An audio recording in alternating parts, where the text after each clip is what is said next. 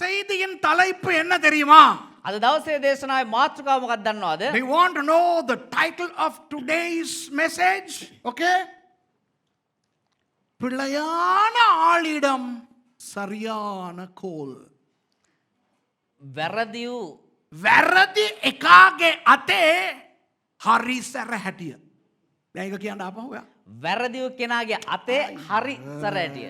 ඇයි පුතේ මම කියන එකට ඔයා සුගර් දාන්නේ? වැරදි එකාගේ අතේ හරි සැර හැටිය කියන්න. වැරදි එකාගේ අතේ හරි සැරහැටිය. பிள்ளையானவனுடைய கையிலே சரியான கோல். The wrong man with the right staff. The wrong man with the right staff or the right rod. Okay? Elisha என்ற ஒரு தீர்க்கதரிசி இருந்தார். එලිෂා කියලා කනාගතවත්තු කෙනෙක් හිටියා. அவருக்கு வேலைக்காரன் ஒருவன் இருந்தான். அவனுடைய பெயர் கேஹாசி. ඔහුට එක සේවකයෙක් හිටියා. ඔහුගේ නම ගිහාසි. There was a great man of God called Elisha who had a servant named Gehazi. இந்த எலிசா எலியாவினுடைய சீஷன். මේ එලිෂා ඇවිල්ලා එලියාගේ ගෝලයා. Elisha was a disciple of the great prophet Elijah.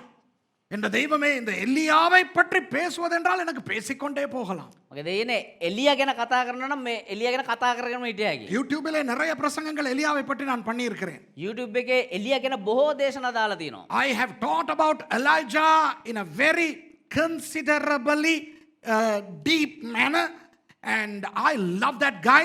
And in fact, that's why this ministry is called Mount Carmel Ministries, because Elijah's exploits on Mount Carmel was humongous. இந்த ஊழியத்துக்கு கர்மேல் பர்வத ஊழியங்கள் என்ற பெயர் காரணம் என்னவென்றால் මේ සේවයට කර්මෙල් පර්වත සේවය කියලා සේවය තියන්න හේතුව නම තියන්න හේතුව எலியா கர்மேல் மலையிலே பெரிய காரியங்களை செய்தார்.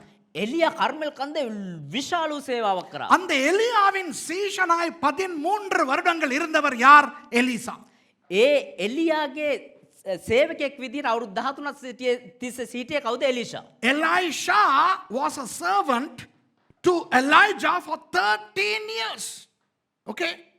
After the taking up of Elijah, his servant Elisha received the double portion of Elijah's anointing.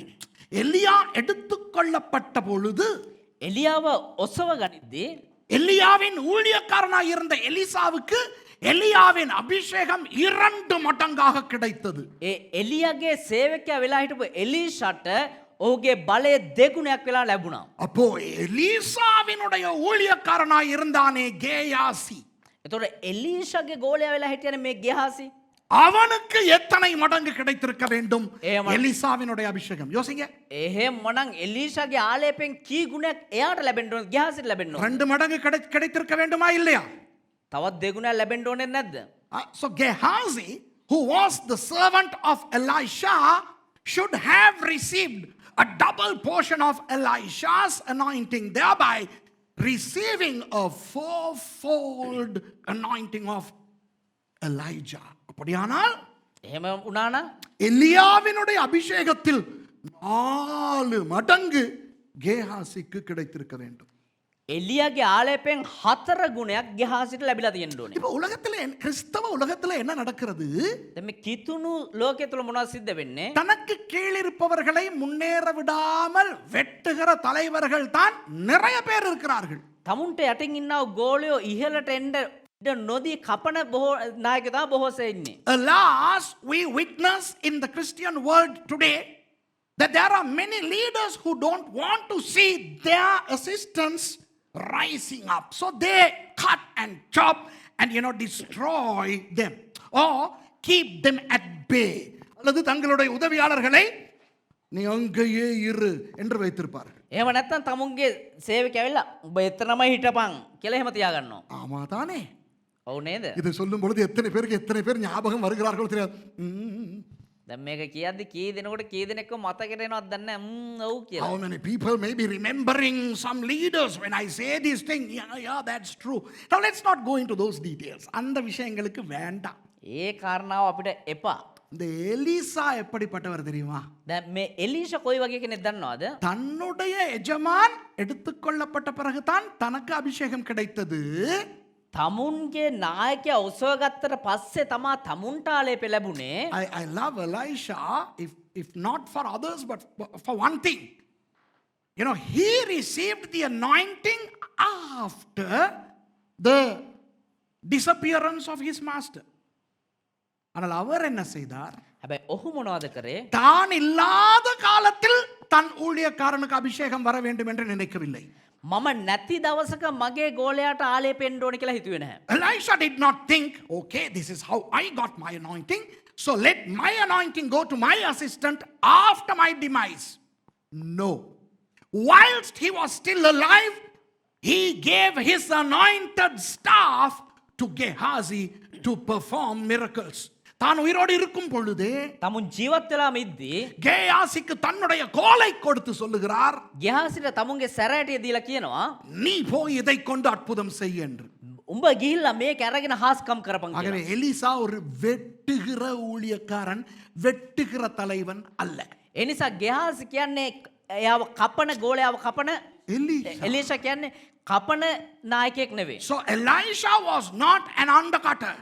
He was not somebody who did not want his assistants to come up. Okay, a wonderful leader. Oh, only if we have such leaders in Christianity, Christianity will be the best in the world. அப்படி எலிசாவை போன்ற தலைவர்கள் கிறிஸ்தவத்திலே இருந்தால், එහෙම එලීෂා වගේ නායකයෝ මේ කිතුණු ලෝකේ හිටියා නම් கிறிஸ்தவம் எங்கேயோ போயிருக்கும் தெரியுமா? කිතුණුව කොහෙදෝ ගිහිල්ලා ඉඳී. சரி, அதை பற்றி வேண்டாம்.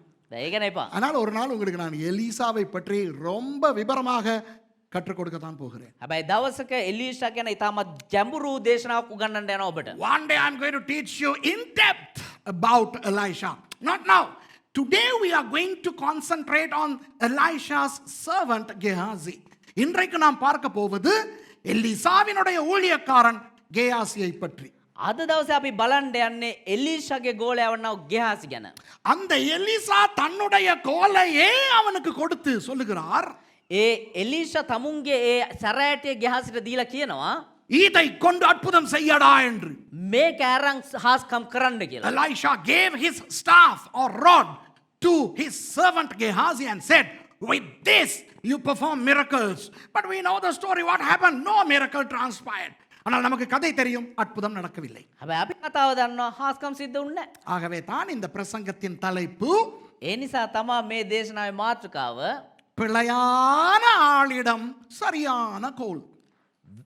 වැරදි එකාතේ හරියු සැරෑටිය. But no miracle transpired, and that's why today's title, the wrong man with the right staff. Okay? இதிலிருந்து அந்த கதையை படிப்பது மாத்திரமல்ல, දැන් මේකිනම් ඒ කතාව ඉගෙන ගන්නවා විතරක් නෙවෙයි நம் வாழ்க்கைக்கும் ஆண்டவர் பேச வேண்டும்.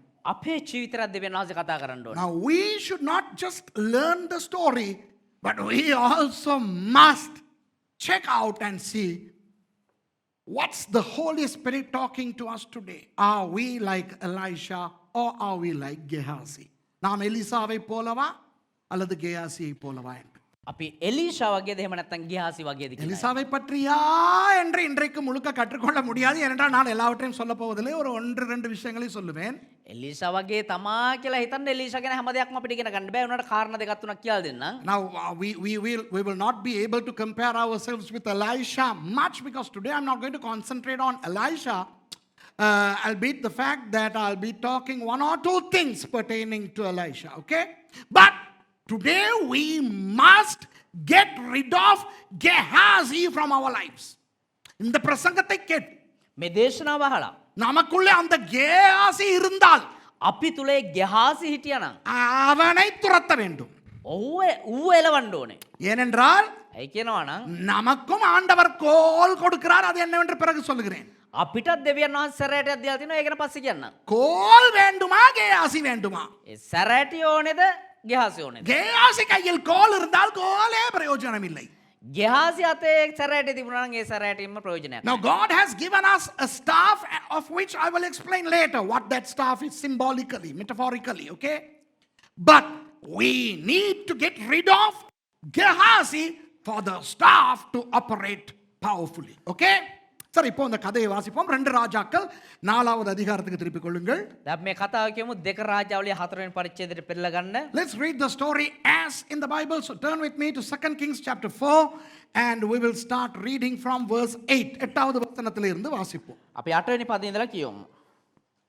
2 ராஜாக்கள் 4வது அதிகாரம் 8வது வசனம். දෙක රාජාවලිය 4 වෙනි පරිච්ඡේදයේ 8 වෙනි පදේ. இப்ப நான் நிறுத்தும் போது நிறுத்துங்கள். முழு வசனத்தையும் வாசிக்காமல் இடையிலே நிறுத்தி நிறுத்தி படிப்போம். Okay? මුළු පදේම කියවගෙන යන්න නැතුව නවත්ත අපි කියවගෙන යමු. So we are not just going to read through the verse, but you are going to just follow the parts of those verses with me. Follow me, okay? பின்பு ஒரு நாள் எலிசா சூனேமுக்கு போயிருக்கும் போது එක් දවසක් එලීෂා සුනේම්ට ගියේය. And it fell on a day that Elisha passed to Shunem. கவனிங்க. ஷூனேம் என்றால் සුනේම් කියන්නේ இருமுறை கிடைக்கும் ஓய்வு என்ற அர்த்தம். දෙපාරක් ලැබෙන නිවාඩුව කියන විවේකය. විවේකය. The meaning of the name Shunem in Hebrew is rest taken twice. இருமுறை கிடைக்கும் ஓய்வு. ඒ කියන්නේ ditthව නිවාඩුව කියන එක තමයි සුනෙම්මිය කියන එකේ අර්ථය එන්නේ. ஏன் தெரியுமா? ඒ දන්නවද? கீழே கில்போவா மலை பிரதேசத்துக்கும் ගිල්බෝවා කියනව ඒ ප්‍රදේශයටත් மேலே இஸ்ரேல் பள்ளத்தாக்குக்கும் පහළ තිබෙනව උඩ තිබෙනව මේ இஸ்ரேல் மிட்டியாவதா இஸ்ரேல் මිටියාවතරත් இடையிலே இருக்கிறது. சும்மா அந்த நம்ம கொழும்பு கண்டிக்கு போகும்போது வரக்கா போல இருக்கிற மாதிரி. මැද තමයි මේක තියෙන්නේ. ඒ කියන්නේ අපි කොළඹ නුවර යද්දී අර මැද තිබෙනව වරකපොළ වගේ. You know, Shunem was a township or a beautiful village situated towards the north of Gilboa and south of Jezreel. It was a very prominent junction. So people traveling from the south to the north and north to the south always take a little coffee break or a little nap rest in Shunem. ஆகவே இந்த கீழே தெற்கிலே இருந்து வடக்குக்கோ வடக்கிலே இருந்து தெற்குக்கோ பிரயாணமாய் போகிறவர்கள் கண்டிப்பாக ஷூனேமிலே நிறுத்தி ஓய்வு கொஞ்சம் எடுத்து விட்டு தான் போவார்கள். එතකොට උතුරු ඉඳන් දකුණට හරි දකුණ ඉඳන් උතුරට හරි යන කවුරු හරි මේ සුනේම්මිය වල විවේකයක් අරගෙනම තමයි යන්නේ. ஆகவே தான் அந்த இடத்துக்கு போகும்போதும் ஓய்வெடுப்பார்கள், வரும்போதும் ஓய்வெடுப்பார்கள். ஆகவே இருமுறை ஓய்வெடுக்கும் இடம் என்று பெயர். ඒ නිසා තමයි ඉහළට යද්දිත් විවේකයක් ගන්නවා, පහළ ඉඳන් ආපහු පහළට යද්දිත් ආපහු විවේකයක් ගන්නවා. ඒ නිසා තමයි කියන්නේ ditthව විවේකය කියලා මේ නම දාලා තියෙන්නේ. So when people travel from south to the north and north to the south, they take rest there. So that is why the place began to be called a Shunem, meaning rest twice. Okay? Now, if that is a place where people, travelers rest, then you have coffee shops, okay, McDonald's, Burger King, a little Pizza Hut, a little food court. You know, I mean, in the old type of fashion, it will have a lot of these little places where people could just take a break. இப்போ அப்படிப்பட்ட ஒரு இடம் என்றால் ඒතොර ඒ වගේ තැනක් නම් அங்கே அந்த குட்டி குட்டி தேத்தனி கடை, ஆப்ப கடை, கொத்துரொட்டி கடை, நைட் கடை, பச்சை லைட் போட்டு அந்த மாதிரி ஒரு கட்டாயம் எவனாவது எந்த நேரத்திலையும் திறந்து இருக்கக்கூடிய ஒரு ஜாயிண்டா இருக்குமா இல்லையா? யோசிச்சு பார்த்துக்கிறங்க. ඒ කියන්නේ පොඩි පොඩි තේ කඩ, පොඩි පොඩි ආප්ප කඩ, කොත්තු කඩ, ඒ වගේ අර නයිට් කඩ තියෙන තැනක් වගේ තියෙන්න ඕනේද නැද්ද? அப்போ எலிசா அடிக்கடி மற்றவர்கள் போல அந்த இடத்தை தாண்டி போக வேண்டி வருமே. ඒතොර එලීෂා නිරන්තරයෙන් මේ ස්ථානේ පාස් කරගෙන යන්න ඕන කෙනෙක් නේ. அப்போ அவரும் போகும்போது எந்த இடத்துலயாவது ஒரு பிரேக் ஒன்று எடுத்து ஏதாவது சாப்பிட்டு குடிச்சு ஒரு ஓய்வு எடுத்துட்டு போறது வர்றது வழக்கம்.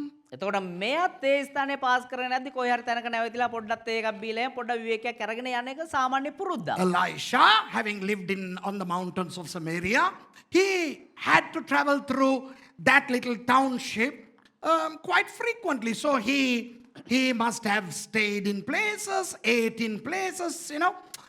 So that was a very important place for him. But one day, ஒரு நாள் எலிசா சூனேமுக்கு போயிருந்த பொழுது එක දවසක් එලියා සුනෙම්ට ගියේය. அடியே எலும்பிடி அங்க உட்கார்ந்துகிட்டு இருக்கு. வாசி நான் சொல்றது. ஒன் டே Elisha passed அவன் to அங்கிட்டு Shunem. பார்த்துக்கிட்டு இருந்திருக்கா பாத்தியா? Elisha passed to Shunem. Yeah, one day, வழக்கம் போல he was passing. You know, as usual, he was in Shunem. வழக்கம் போல ஷூனேமுக்கு வந்துட்டார். කියන පුරුද්දක් විදියට සුනම් වලට යනවා. அங்கே இருந்த கனம் பொருந்திய ஒரு ஸ்திரீ அவனை போஜனம் பண்ண வருந்தி கேட்டுக்கொண்டாள். එහි සිටි උත්තම ස්ත්‍රියක් කෑම කන්ට ඔහුට පෙරැත්ත කළාය. There was a great woman, and she constrained him to eat bread. இந்த தமிழிலே கனம் பொருந்திய ஸ்திரீ என்று இருக்கிறதே. මේ සිංහලෙන් උත්තම ස්ත්‍රියක් කියලා දාලා තියෙන්නේ. In English it says a great woman. Do you want to know how it says in the Hebrew Bible? எபிரேய பைபிளிலே எப்படி சொல்லப்பட்டிருக்கிறது தெரியுமா? ඒක හේබ්‍රේව බයිබලයේ කොහොමද දන්නවද ලියලා තියෙන්නේ? கடோலா ஈஷியா. அந்த கடோலா என்பது கடோல் என்ற அந்த சொல்லிலிருந்து வருகிறது. கடோலா ஈஷியா කියන ඒක තියෙන්නේ මෝඩ ගඩොල් ඒ ගඩොල් නෙවෙයි. නමුත් ගඩෝලා කියන ඒ වචනේ එන්නේ ගඩොල් කියන වචනෙන්. Okay? It says Gadola Isha. Hey, Hebrew scholars, check it out. It says Gadola Isha. So Gadola comes from Gadol. And do you want to know what Gadol means? Gadol என்றால் என்ன என்று தெரியுமா உங்களுக்கு? ගඩොල් කියන්නේ මොකද්ද කියලා දන්නවද? ஆகப்பெரிய. ඉතාමත් උසස් වූ. It means the greatest. Our God is called Gadol Elohim. Our Lord is called Gadol Yahweh or Gadol Adonai. The high priest is called Gadol Kohen. Okay? එතකොට ඒ அந்த Gadol நம்முடைய தேவனை பார்த்து Gadol Elohim பெரிய தேவன் Gadol தேவன் என்று சொல்லுவோம். ඒතර අපේ දෙවියන් වහන්සේ බලලා ගචෝල් දෙවියන්. ඒ කියන්නේ උසස් වූ දෙවියන්, අති උසස් වූ දෙවියන්. இயேசுவை பார்த்து சொல்லுவோம் Gadol Kohen wa Gadol Adonai Yeshua HaMashiach. அதாவது பிரதான ஆசாரியராகிய பெரிய கர்த்தராகிய இயேசுவே. ඒ කියන්නේ අපේ යේසුස් ක්‍රිස්තුස් වහන්සේ බලලා කියනවා ඉතා උසස් වූ අති උත්තම වූ යේසුස් ක්‍රිස්තුස් වහන්සේ. அப்படிப்பட்ட கடோல் என்ற சொல்லை போட்டு சொல்லக்கூடிய ஒரு அக்கானா அந்த அக்கா எப்படிப்பட்ட ஒரு அக்காவா இருந்திருக்கும்னு யோசிச்சு பாருங்க நீங்க. ඒ වගේ උසස් වූ වචනයක් නේ ගචෝල් කියන මේ පදේ දාලා මේ තැනැත්තිය හඳුන්වනවා කොතරම් උසස් තැනැත්තියක්ද කියලා හිතලා බලා ගන්න. Imagine what a gadol, what a great woman she must have been for the Bible to address her. Gadola Ishia. Wow. விளங்குதா உங்களுக்கு? ஹலோ விளங்குதா? තේරෙනවද ඔබට? சும்மா அந்த பெரிய கடை ஒன்று அந்த நிறைய பெட்டி கடைகள் மத்தியில் ஒரு பெரிய கடை வச்சுக்கிட்டு இருக்கிற அக்கா இல்லை.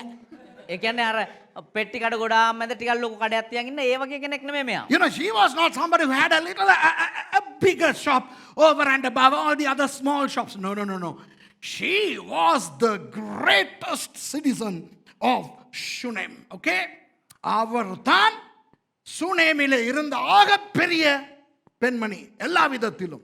ඇය තමයි හැම පැත්තකින් කොයි පැත්තකින් බැලුවත් ඒ සුනෙම් වල හිටව අති උසස් වූ තැනැත්තිය. பணத்துக்கு பணம், මුදලට නම් මුදල්, புகழுக்கு புகழ், වර්ණනා කිරීම අතින් ඒ පැත්තෙන් නම් கனத்துக்கு கனம், ගෞරවය කිරීම පැත්තෙන් නම් ගෞරවයෙන්, பதவிக்கு பதவி, තත්ත්වය පැත්තෙන් නම් ඒ ඇතුලින් எல்லாத்திலும் பெரியவர். හැම පැත්තෙන්ම උසස් වූ කෙනෙක්. அப்படி ஒரு ஆன்டி ඒ වගේ ඇන්ටි எலிசாவை சாப்பிட வாங்கன்னு கூப்பிடுறார். එලිසට කණ්ඩ එන්න කියලා කතා So කරනවා. this woman was very rich financially, very elite by status, and she was a very powerful woman, and she had to force Elisha to come and eat. Hello, அந்த வசனத்தை பாப்போமா திருப்பி? අපි ආපහු ඒ පදේ බලමුද? இதுல சில பேருக்கு கிளிய போகுதுங்க. දැන් මෙතන තමයි සමහරුන්ට ඇනෙන්න යන්නේ. Okay, some people killing going. You know, it says, அங்கே இருந்த அந்த கனம் பொருந்திய ஒரு ஸ்திரீ அவனை போஜனம் பண்ண, தமிழாக்கள் சொல்லுங்க, போஜனம் பண்ண அழைத்தாளா? දෙමළයි මේ කියන්න போட்டக்கிண்ட அழைத்தாள்னு இருக்கா? கேட்டுக்கொண்டாள்னு இருக்குதா? ஆள் அனுப்பினாள் என்று இருக்கிறதா?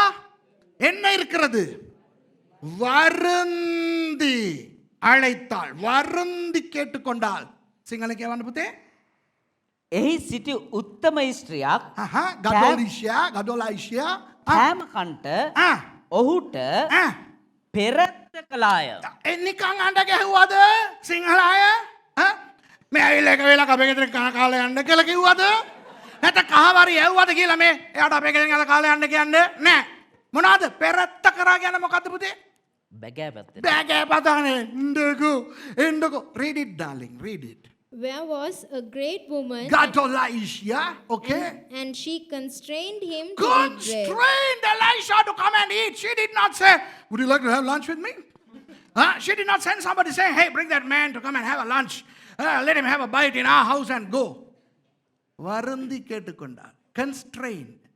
Kiyanda singale. පෙරත්ත කළා. Ye varandi kekano? ඇයි පෙරත්ත කරන්න ඕනේ? Why would she have to constrain? ஏன்னா கூப்பிட்டாலும் இவரு சாரி நான் வரமாட்டேன்ட்டார். ඇයි කියනවා නම් කතා කරාම යට එන්න කියලා කිව්වා.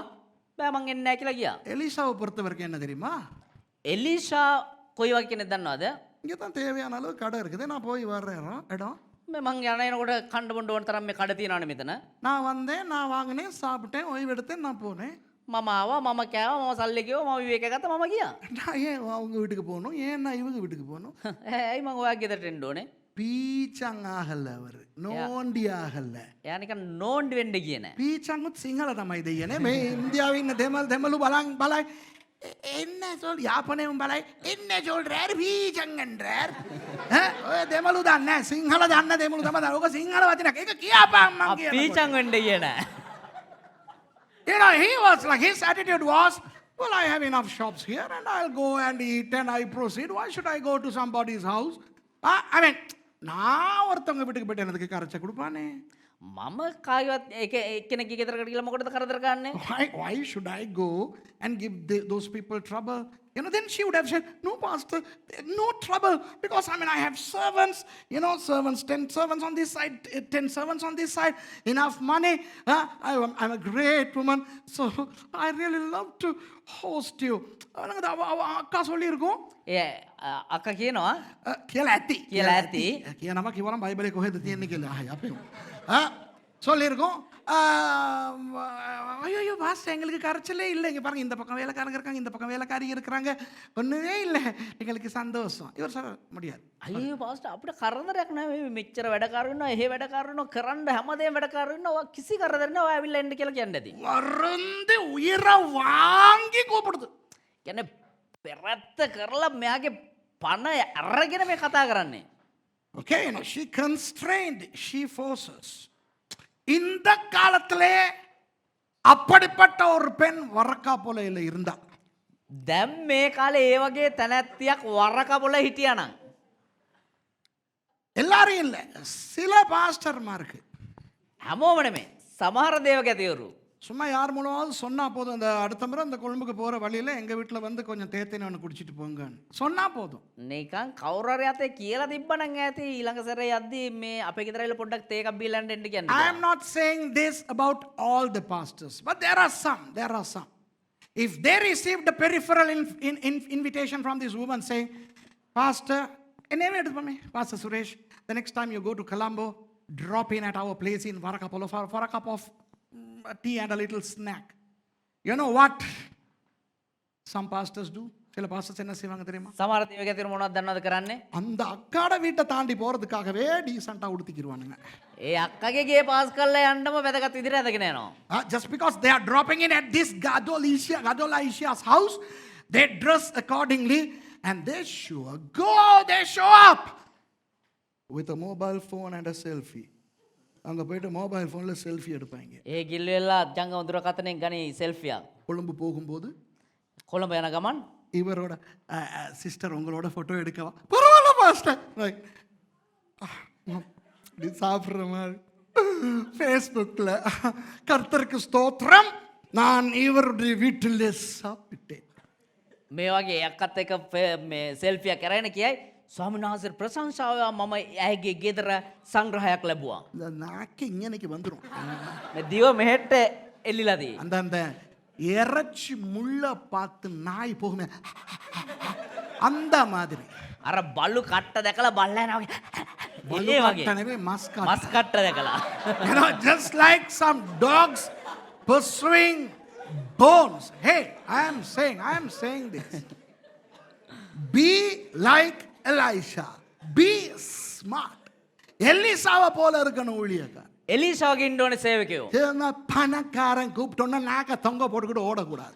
නිකන් සල්ලිකාරයෙක් කතා කරනවා දිව එළියට දාගෙන දුවන්න හොඳ නැහැ You පස්සේ. know, when wealthy people invite you, you shouldn't just go. Some people go uninvited. சில பேர் கூப்பிடாமலே போயிடுவானுங்க. සමහරව ආරාධනාවක් නැතුවම යනවා. ஒன்று சொல்லுகிறேன், එක දෙයක් කියන්න. ஒரு நாட்டிலே உங்களுக்கு தெரிய வரும் எந்த நாடு என்று நான் ஏன் சொல்லி ஏச்சு வாங்குவான். ஒரு நாட்டிலே එක රටක நிறைய சினிமா நடிகர்கள் ரட்சிக்கப்படுகிறார்கள். ஒரு குறிப்பிட்ட சினிமா நடிகரை பற்றி நான் சொல்லுகிறேன். බොහෝ නල්නිලියෝ ගැලවීම ලබනවා සමහර කට්ටියක් උදෙසා ගැන විතරක් කියන්න. එක්කෙනෙක් ගැන. Okay, in a country, when I say this, you will construe which country this is. Many film artists are getting saved. So this particular famous artist, the male actor, really got saved. ஒரு பெரிய நடிகர் உண்மையாவே ரட்சிக்கப்பட்டார். එක නළුවෙක් ඇත්තටම ගැලවීම ලැබුවා. அவர் ரட்சிக்கப்பட்டதை பார்த்து நான் ரொம்ப சந்தோஷப்பட்டேன். ඕක ඇත්තටම ගැලවීම ලැබුවා. ඒ ගැලවීම උදෙසා ඇත්තටම දෙවියන් වහන්සේ සන්තෝෂ වුණා. I was so happy that this guy got saved. But within a month, the fellow stopped going to church and he went back to his movie industry. ஒரு மாதத்துக்குள்ளாக அவர் பின்வாங்கி சினிமாவுக்கு போய்விட்டார். එක මාසයක් ඇතුළත ඔහු නැවත පසුබට වෙලා ආපහු සිනමා කර්මාන්තයට ගියා. அவரிடத்துல பேட்டி கேட்டார்கள். මොකද ඒකට කියන්නේ සම්මුඛ සාකච්ඡාව. එයාගෙන් ඇහුවා විමසුවා. එයාගෙන් විමසලා So හිටියා. he was asked, why did you quit Christianity? அதற்கு அவர் என்ன சொன்னார் தெரியுமா? ඔහු දුන්නා උත්තරේ මොකක්ද දන්නවද? இயேசு யார் என்று எனக்கு தெரிந்தபடி நான் ரட்சிக்கப்பட்டேன். යේසුස් වහන්සේ කියන්නේ කවුද කියලා දැනගත්ත නිසා මම ගැලවීම ලැබුවා. He said, I got saved because I knew who Jesus is. And even now, I believe in Jesus. I worship only Him. I am a Christian. இப்போ கூட நான் அவரை நம்புகிறேன். நான் ஒரு கிறிஸ்தவன்.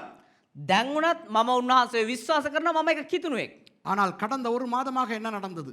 හැබැයි පසුගිය මාසයේ පුරාට මොනවද සිද්ධ වුනේ? என் வீட்டுக்கு ஆள் மாற்றி ஆள் பாஸ்டர்மார், எனக்கு தெரியாத, நான் கேள்விப்படாத விதவிதமான பாஸ்டர்மார் வந்து கொண்டே இருந்தார்கள்.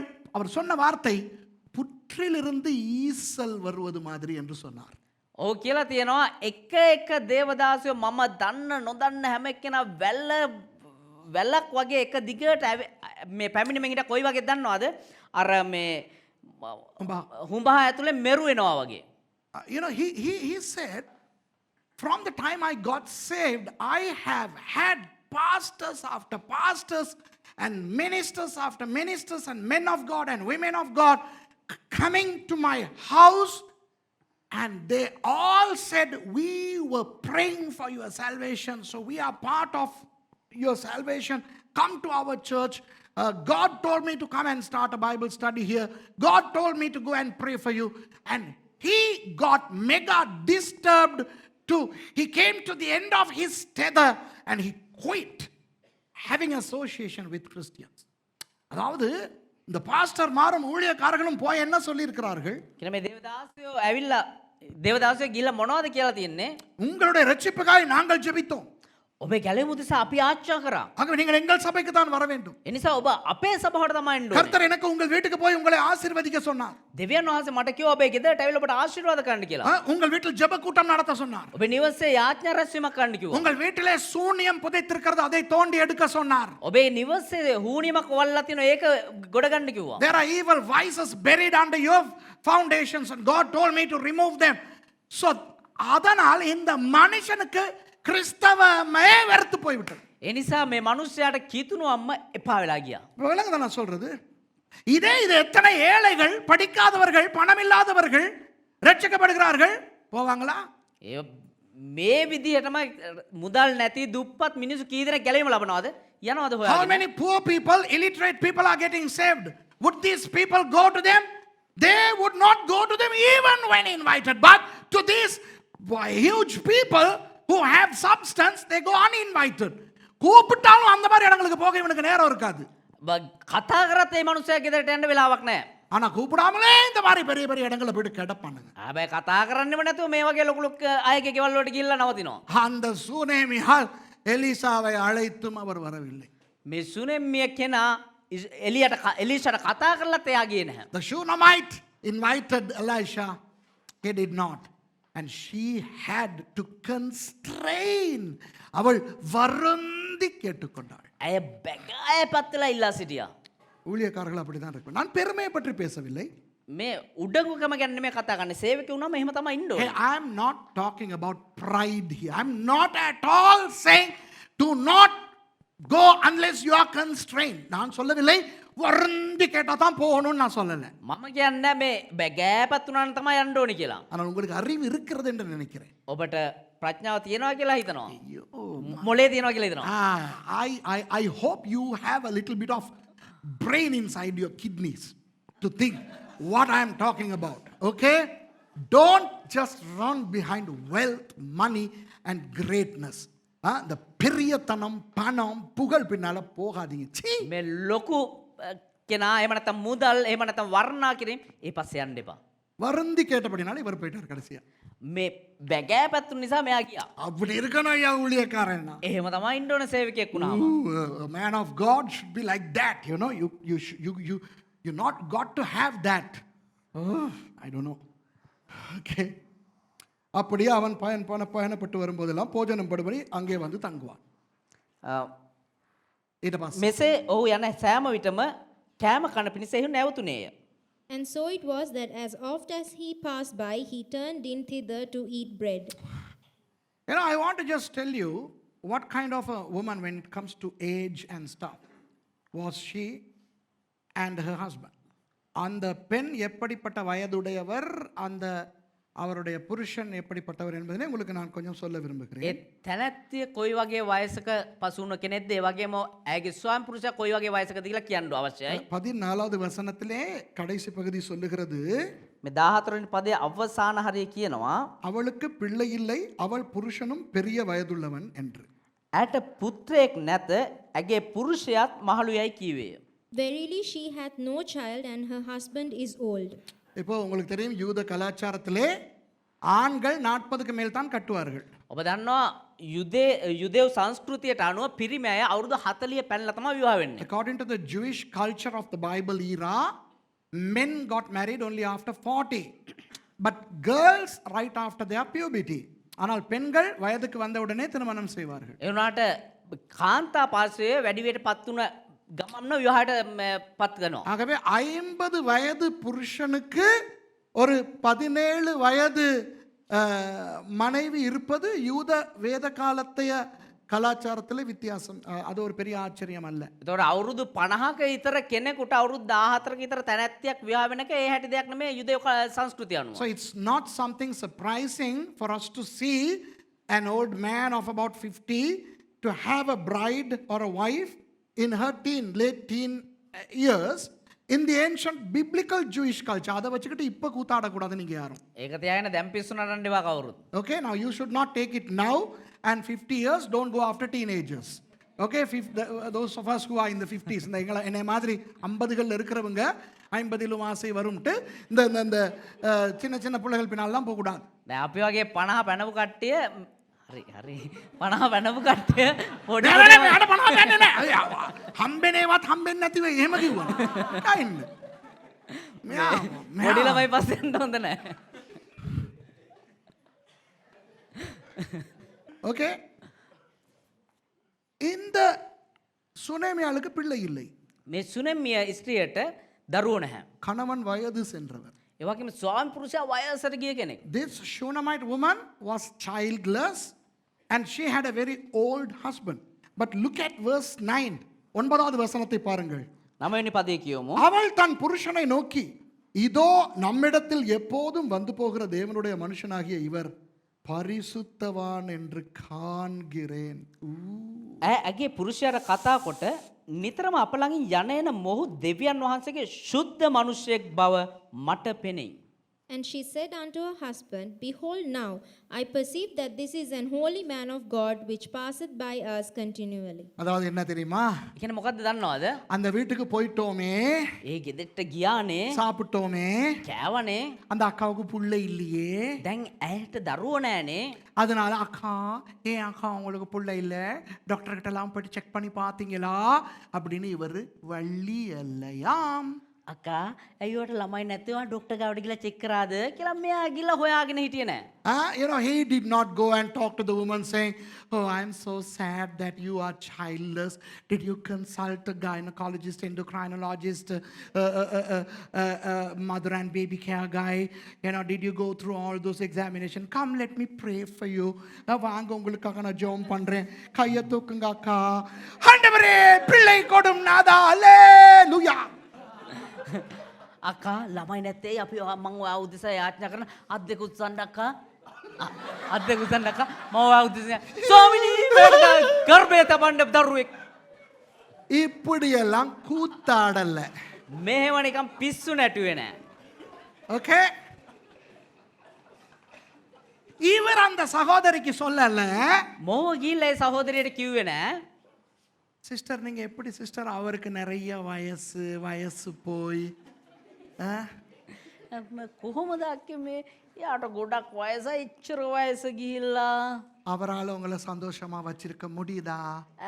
ඔහුට පුළුවන්ද ඔබ සන්තෝෂෙන් තියාගන්න?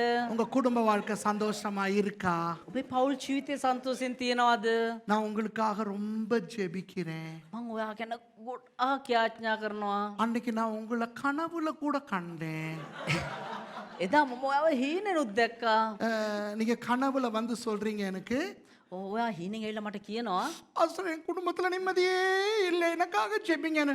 அதுல இருந்து முழிச்சு 3 hour உங்களுக்காக ஜெபிச்சுக்கிட்டே இருந்தேன். ප්‍රශ්න මගේ පවුල් ජීවිතේ සන්තෝෂෙම නෑ මම උදෙසා යාඥා කරන්න කියලා කිව්වා. ඊට පස්සේ මම නැගිටලා පැය 3ක් ඔයා උදෙසා යාඥා කරා.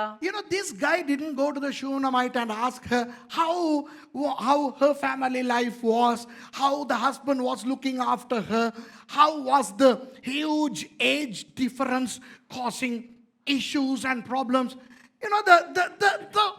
The interesting thing that intrigues me here is that this fellow never even spoke to her direct. எனக்கு ரொம்ப ஆசையான ஒரு பாயிண்ட் என்ன தெரியுமா? මට ආසම කාරණා මොකක්ද දන්නවද? எலிசா அவ வீட்டுக்கு போயிட்டு சாப்பிட்டாலும் அவளோட பேசுறதே இல்ல. එලීෂා ඇගේ නිවසට ගිහලා කෑවත් එයත් එක්ක කතා කරන්නේ இந்த பாருங்க 11வது வசனத்துல 11 වෙනි පදේ. ஒரு நாள் எலிசா அங்கே வந்து அந்த அறை வீட்டிலே தங்கி அங்கே படுத்து கொண்டிருந்தான். එක් දවසක් ඔහු එහි පැමිණ උඩුමහලට ගොස් නිදාගත්තේය. And it fell on a day that he came thither, and he turned into the chamber and lay there. Hey, listen to this. இதை நீங்க கேட்கவே வேணும். 12வது வசனத்தை நீங்க பார்க்கவே வேணும். You must look at verse 12. I love this verse. என்ன தெரியுமா? அவன் தன் வேலைக்காரனாகிய கேயாசியை நோக்கி, මේ හොඳට අවධානයෙන් අහන්න. තවද ඔහු සුනම්මිය ස්ත්‍රීට අඬ ගැසන්නයි තමාගේ වැඩකරු ගයාසිට කීය. And he said to Gehazi his servant, okay, இந்த சூனேமியாளை அழைத்து கொண்டு வா என்றான். අර සුනම්මිය ස්ත්‍රීව අඬ ගහගෙන එන්න කියලා කියනවා. call this Shunammite. Call this Shunammite. Okay, to the upstairs. Okay, upstairsல ஒரு ரூம் கட்டி கொடுத்துருக்கு தானே, சூனேமியாளை கூட்டிட்டு வா அப்படின்னு அசிஸ்டன்ட் அனுப்புறாரு. දැන් ඒ උඩුමහලේ එක කාමරයක් අල්ලලා තියෙනවා. එතන ඉඳන් මේ වැඩකාරයට කියනවා අර සුනම්මිය ස්ත්‍රීව අඬ ගහගෙන එන්න කියලා. So he's saying to Gehazi, come on, call the Shunammite. இவர் இறங்கி போக தேடி அவளை வர சொல்லு. දැන් මෙයා බහැලා කියන ඇයව හොයාගෙන ඇයට එන්න කියන්න. Ooh, wow, that's being smart. Ooh, I love this guy. உனக்கு அப்படிதாண்டி இருக்கணும் ஒரு ஆம்பளை. එම්මතා පිරමියෙක් නම් ඉන්න ඕනේ බං. இவர் போய் அந்த ரூமுக்கு வெளியே தட்டிக்கிட்டு, சுனேமி அக்கா, මෙයා ගිහලා රූම් එක ඉස්සරහට ගිහලා තට්ටු කරන සුනම්මිය අක්කා வெள்ளங்கடா சிஸ்டர் ஃபோன் නම්බර එක සිස්ටර් வெள்ளங்கடா வள்ளி அல்ல இவரு. මෙයා ගිහලා නිකන් ඇඹරුන්නේ. අනේ දීපම් අද ගොඩක් පාස්ටර්ලා ගෑනුන් ගාවට ගිහිල්ලා ඇඹරෙනවා නල්ලියනවා උන්ට කිචි ඊයා එක් කරගෙන වරෙන් කිව්වා උඩට මගේ රූම් එකට එක් කරගෙන වරෙන් கூட்டிட்டு வாண்ட ரூமுக்கு நான் சொன்னாங்க. ஆஸ்கட்டுக்காம் வந்த உடனே ஆப்பு கமன் அவளை அழைத்து கொண்டு வந்தான். அவள் அவனுக்கு முன்பாக நின்றாள். තමාගේ වැඩකාරයා ගහසිට කිය ඔහු ඈට අඬ ගැසූ විට ඔහු ඉදිරියට ආවාය. And when he had called her, she stood before him. கவனிங்க எல்லாம் கவனிங்க ப்ளீஸ் கவனிங்க. හොඳට අවධානය දෙන්න. Okay, now listen to this. இப்பவாவது எலிசா அவளோடு பேசியிருக்கலாம் தானே. දැන් හරි එලීෂට ඇත්ත කතා කරන්න පුළුවන් නේද? At least now Elisha could have spoken to her. But look at the next verse. அடுத்த வசனத்தை பாருங்க. ඊළඟ පදේ බලන්න. அவன் கேயாசியை பார்த்து, இதோ இப்படிப்பட்ட சகல சலக்கரணையோடும் எங்களை விசாரித்து வருகிறாயே, உனக்கு நான் என்ன செய்ய வேண்டும்? ராஜாவினிடத்திலாவது சேனாதிபதியினிடத்திலாவது உனக்காக நான் பேச வேண்டிய காரியம் உண்டோ என்று அவளை கேள் என்றான். එලීෂාද කතා කොට මේ සියලු සැලකිල්ලෙන් නුඹ අප ගැන සැලකුවේය. නුඹ උදෙසා කුමක් කටයුතුද? රජුට හෝ සේනාපතියාට හෝ නුඹ වෙනුට කතා කරනවා කැමැද්ද කියා ඇගෙන් අසන්නයි ගෙහාසිට කීවේය. And he said unto him, Say now unto her, Behold, thou hast been careful for us with all this care. What is to be done for thee? Wouldest thou be spoken for to the king or to the captain of the host? அன்பானவர்களே, ප්‍රේමවන්තනේ, அவளை அழைத்து கொண்டு வந்து வேதம் சொல்லுகிறது, அவள் எலிசாவுக்கு முன்னே நிற்கிறாள். දැන් ඇයව අඬ ගහගෙන ඇවිල්ලා දැන් බයිබලයේ කියනවා ඇය එලීෂා ඉදිරිපිට හිටගෙන ඉන්නවා. The Bible clearly says that after being summoned, she came and stood before Elisha. But Elisha did not speak to her direct. He is asking the servant, ask her how she wants me to help her if she needs any help. இவர் சொல்லுகிறார் கேயாசியை பார்த்து, මොහු කියනවා ගෙහාසියව බලලා கேளு அவங்க கிட்ட, අහන්න ඇගෙන් ரொம்ப நல்லா எங்களை உபசரிக்கிறாங்க, හොඳ ලස්සනට අපිව බලා ගන්නවා. நல்லா கவனிக்கிறான், හොඳට සංග්‍රහ කරනවා. என்ன உதவி வேணும்னு கேளுங்க. මොන උදව්වද ඕනේ කියලා අහන්න. ராஜாவோட ரெக்கமெண்டேஷன் வேணுமா? රජතුමාට කියන්න ඕනේද? சேனாதிபதியினுடைய ரெக்கமெண்டேஷன் வேணுமா? එහෙම නැත්නම් සේනාධිපතිතුමාට අපි කියන්න ඕනේද? நீ கேளு. උඹ අහපන්. இப்ப நிறைய பேர் யோசிக்கிறார்கள், දැන් බොහෝ දෙනා හිතයි ஏன் பாஸ்டர் சுரேஷ் இந்த பொம்பளைகளோட போன்ல பேசுறாரு இல்ல? ඇයි පාස්ටර් සුරේෂ් මේ ගැහණු අයත් එක්ක ෆෝන් එකෙන් කතා කරන්නේ And නැත්තේ? many people wonder why Pastor Suresh doesn't talk to these people over the phone, especially women. And there will be Mercy next to me and I tell her, you speak, you tell them, you give them the answer. And even Mercy wonders, why, excuse my lingo, why the hell you are here? You attended, they want you, they want to talk to you, they want you to pray. Mercy ki சொல்ற ஆவி ஆத்மா சர்ற எட்டம் மாறிடுது. සහෝදරි මේ සමහරලාට ආත්මේ ප්‍රාණසාරය තැන් තියෙන තැන් මාරු වෙනවා. இங்கே தான் நான் இருக்கிறேன், இங்கே தான் நீங்க சும்மா தான் சாஞ்சிக்கிட்டு டிவி பார்த்துக்கிட்டு இருக்கிறீங்க. මෙතන ඔයා ඉන්නේ මේ නිකන් ඔයා මේ හාන්සි වෙලා ඉන්නේ. இவங்க உங்களை தான் கேட்குறாங்க. ඒගොල්ලෝ ඔයාව නහන්නේ. பாவம், இந்த சிஸ்டர் துபாயில இருந்து எடுக்கிறாங்க, පව් මේ සිස්ටර් ඩුබායි වලින් ඉඳන් இந்த ගන්නෙ. சிஸ்டர் இந்தியாவுல இருந்து எடுக்கிறாங்க. අර සිස්ටර් ඉන්දියාවෙන් ඉඳන් ගන්නෙ. சொல்லுங்களே, කතා කරන්නකෝ. இந்த சண்டை எனக்கும் மேசிக்கும் போகுதா இல்லையான்னு அவகிட்ட பிறகு கேட்டு பாத்துக்கிறங்க. මේ ප්‍රශ්නේ සහෝදරි මර්සිටයි දේවදාසට යනවද නැද්ද කියලා පස්සේ සහෝදරි මර්සිව අම්බලා අහගන්න. Ask Mercy whether if this problem is happening every day in our lives. Mercy doesn't understand why this guy does not want to answer. ஏன் இந்த ஆள் ஆன்சர் பண்றா இல்லைன்னு அவன் நினைக்கிறான். ඇයි මෙයා මේ කතා කරන්නේ නැති කියලා ඇය සිතනවා. எலிசா முன்னுக்கு நிக்கிற பொம்பளை එලීෂා මේ ඉස්සරහා හිටගෙන ඉන්න තැනැත්තියකින් கேட்காம வேலைக்காரன் சொல்ற, கேளு என்ன வேணும்ட்டு. ඇයිකෙන් අහන්න නැතුව වෙන කෙනෙකුට කියන අහන්න ඇයට මොනවද ඕනේ කියලා. அதுதான் ஒரு ஊழியக்காரண்ட smartness. ඒක තමා සේවකයේ තිබෙනා වූ අලංකාරත්වය එහෙම නැත්නම් යහපත් ගතිය. That is the smartness of a man of God when it comes to the opposite sex. Okay? மற்ற எதிர்ப்பாளர் என்று வரும்போது கவனமாக இருக்க வேண்டும். අනිත් ප්‍රතිවිරුද්ධ කෙනෙක් එද්දී අපි පරිසම් වෙන්න ඕනේ. ප්‍රතිවිරුද්ධ ඒ කියන්නේ මේ ශ්‍රී ලංකා නිදහස් පොහොට්ටුව, අලියා, ටෙලිෆෝන්,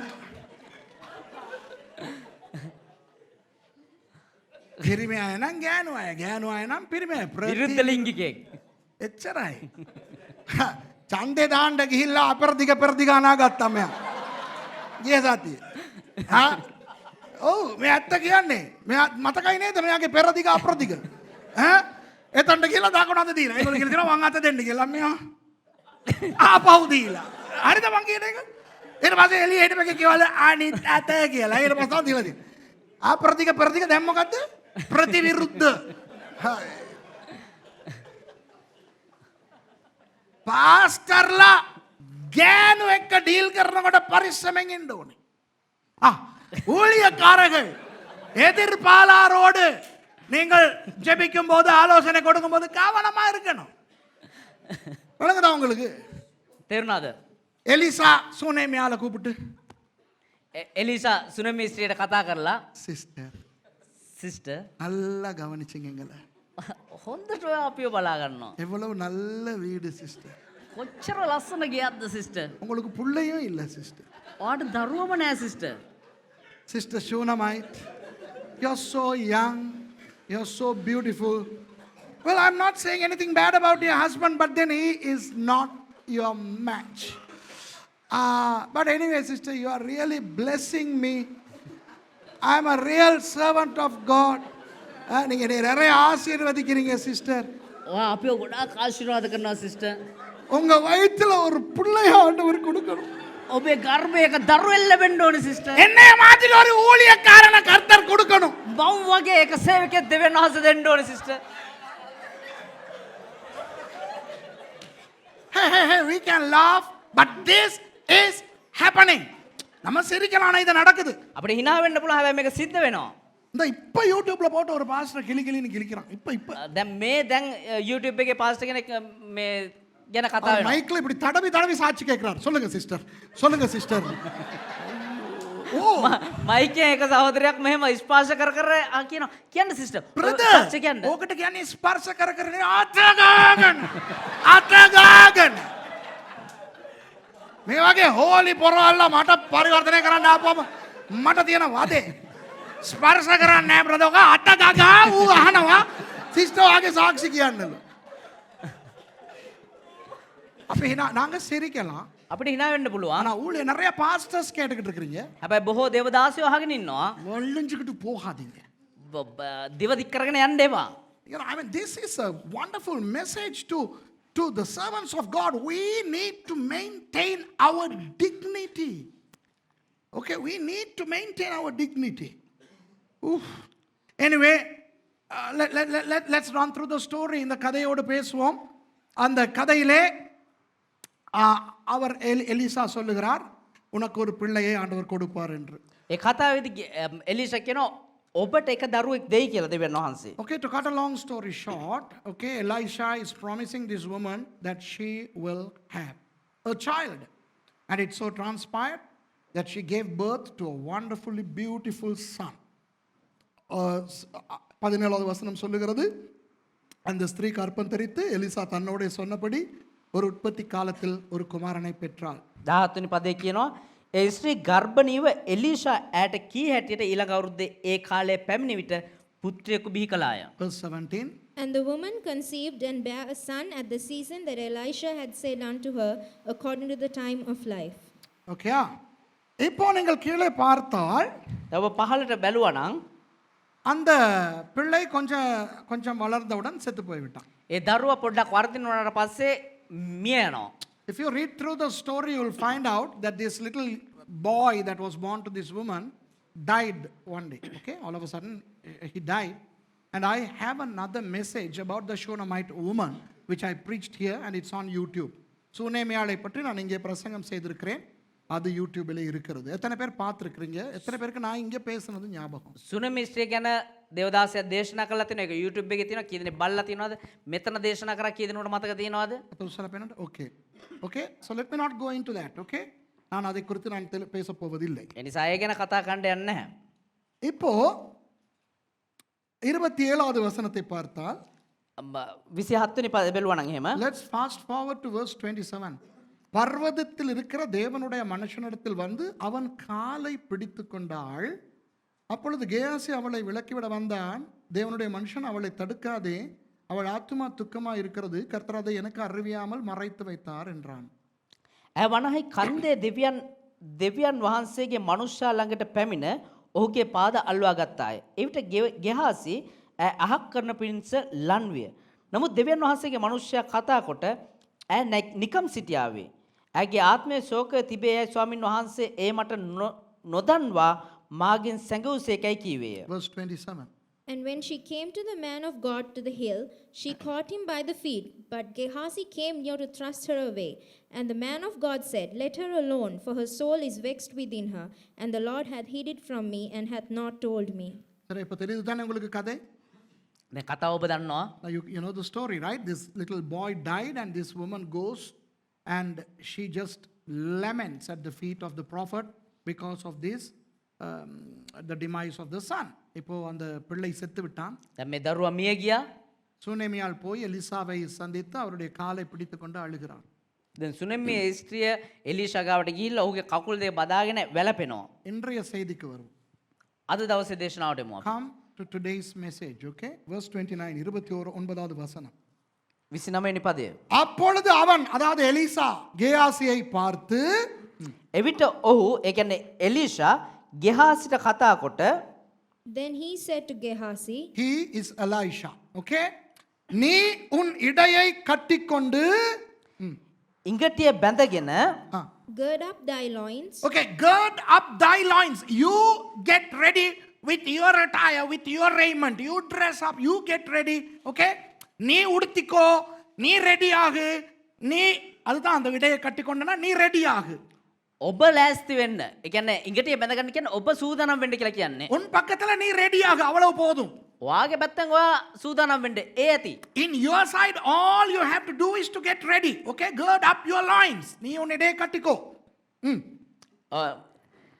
நான் කියන්නේ ඔබ සූදානම් වෙන්න.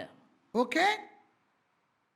என் தடியை உன் கையில் பிடித்துக்கொண்டு. මාගේ සැරෑටිය අතින් රැගෙන යන්න. and take my staff in thine hand. Take my staff in your hand. It's an amazing statement.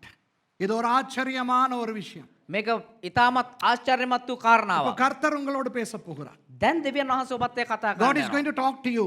This little segment of the verse is very important. இந்த வசனத்தின் இந்த இந்த இந்த இந்த இந்த இந்த சொல் ரொம்ப முக்கியமானது. මේ චූටි පදේ ඉතාමත් වැදගත්.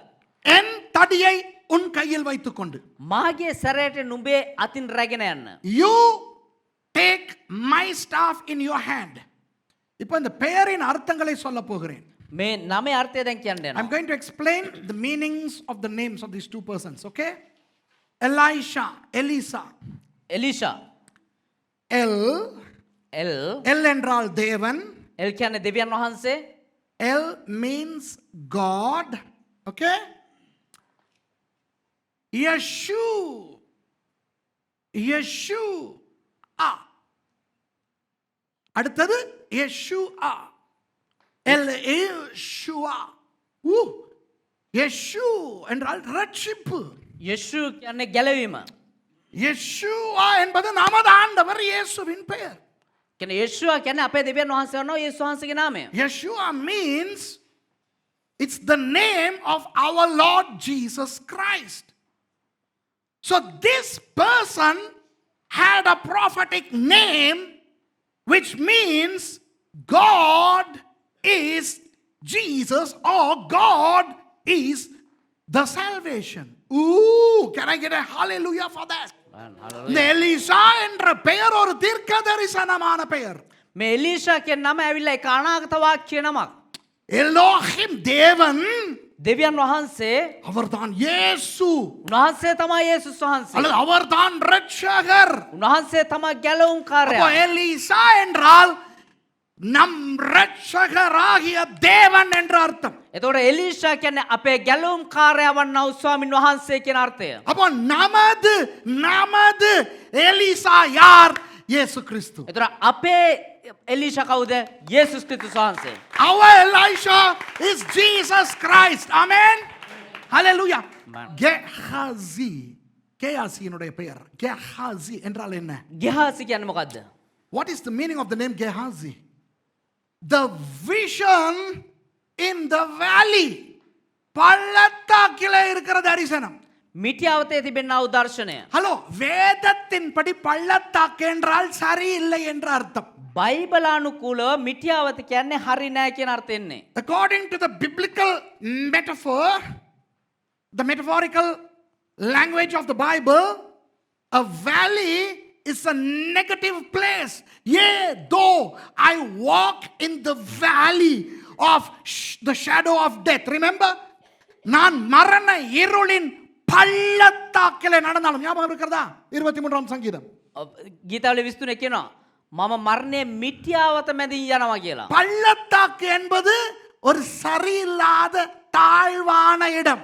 මිටියාවත කියන්නේ ඊට අයහපත් ඒ වගේම මේ යටින් යන්න පහත් වූ තැනක්. Okay, a valley is a very low place, and metaphorically, in the biblical language, it is a bad place. Jesus is called the lily of the valley in the Song of Solomon. உன்னத பாட்டு புத்தகத்திலே இயேசு பள்ளத்தாக்கின் lily புஷ்பம் என்று சொல்லப்படுகிறார். සලමොන්ගේ පුතේ කියනවා சாலமோன்ගේ கீதிகா සලමොන්ගේ ගීතිකාව කියනවා මිටියාවතේ மானேல் மலை. මානෙල් මල කියලා. அதாவது பள்ளத்தாக்குக்கு அந்த கேவலமான உலகத்துக்கு வந்த அந்த அழகான புஷ்பம் என்று அவரை வர்ணிக்கிறார். ඒ කියන්නේ ඒ චරා වූ ලෝකයට ආවා වූ අලංකාර වූ පුෂ්පය කියලා උන්වහන්සේ හඳුන්වන්නේ. It means that this beautiful flower, Jesus came to the bad, lowest place called earth. Okay? So, Gehazi means the vision in the valley. Gehazi என்றால் பள்ளத்தாக்கின் தரிசனம். දොර ගෙහාසි කියන්නේ මිටියාවතේ දර්ශනය. பள்ளத்தாக்கு சரியில்லைனா பள்ளத்தாக்குல கிடைக்கிற தரிசனம் நல்ல தரிசனமா இருக்குமா? මිටියාවතම හොඳ නැත්තම් මිටියාවතේ දකින දර්ශනය හොඳට තියෙයිද? சொல்லுங்க பார்க்கலாம். Now, if a valley is a negative place, the vision that you have in a negative place couldn't be positive, could it?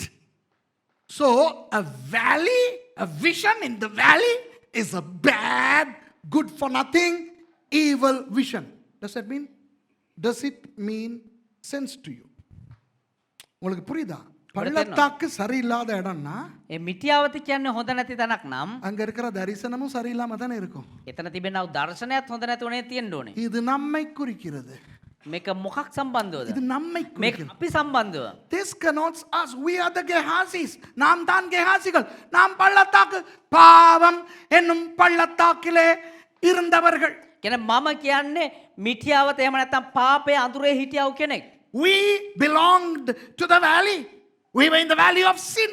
We were in the depth of desperity. Lowest ebb of spirituality. நாம் ஆவிக்குரிய தாழ்விடங்களில் இருந்தவர்கள். அப்படிதானே? මම ආත්මිකව පහත් වූ තැන හිටියව කෙනෙක්. ஆனால் அவர் தாழ்விடங்களுக்கு இறங்கினார். හැබැයි උන්වහන්සේ පහත් වූ තැනට බැසාවා. நம்மை உயர்த்தினார். අපිව Hallelujah. ඔසවුවා. He came down to the valley of the earth and he has resurrected us. So we were dead in our sins and trespasses and he gave us a new birth.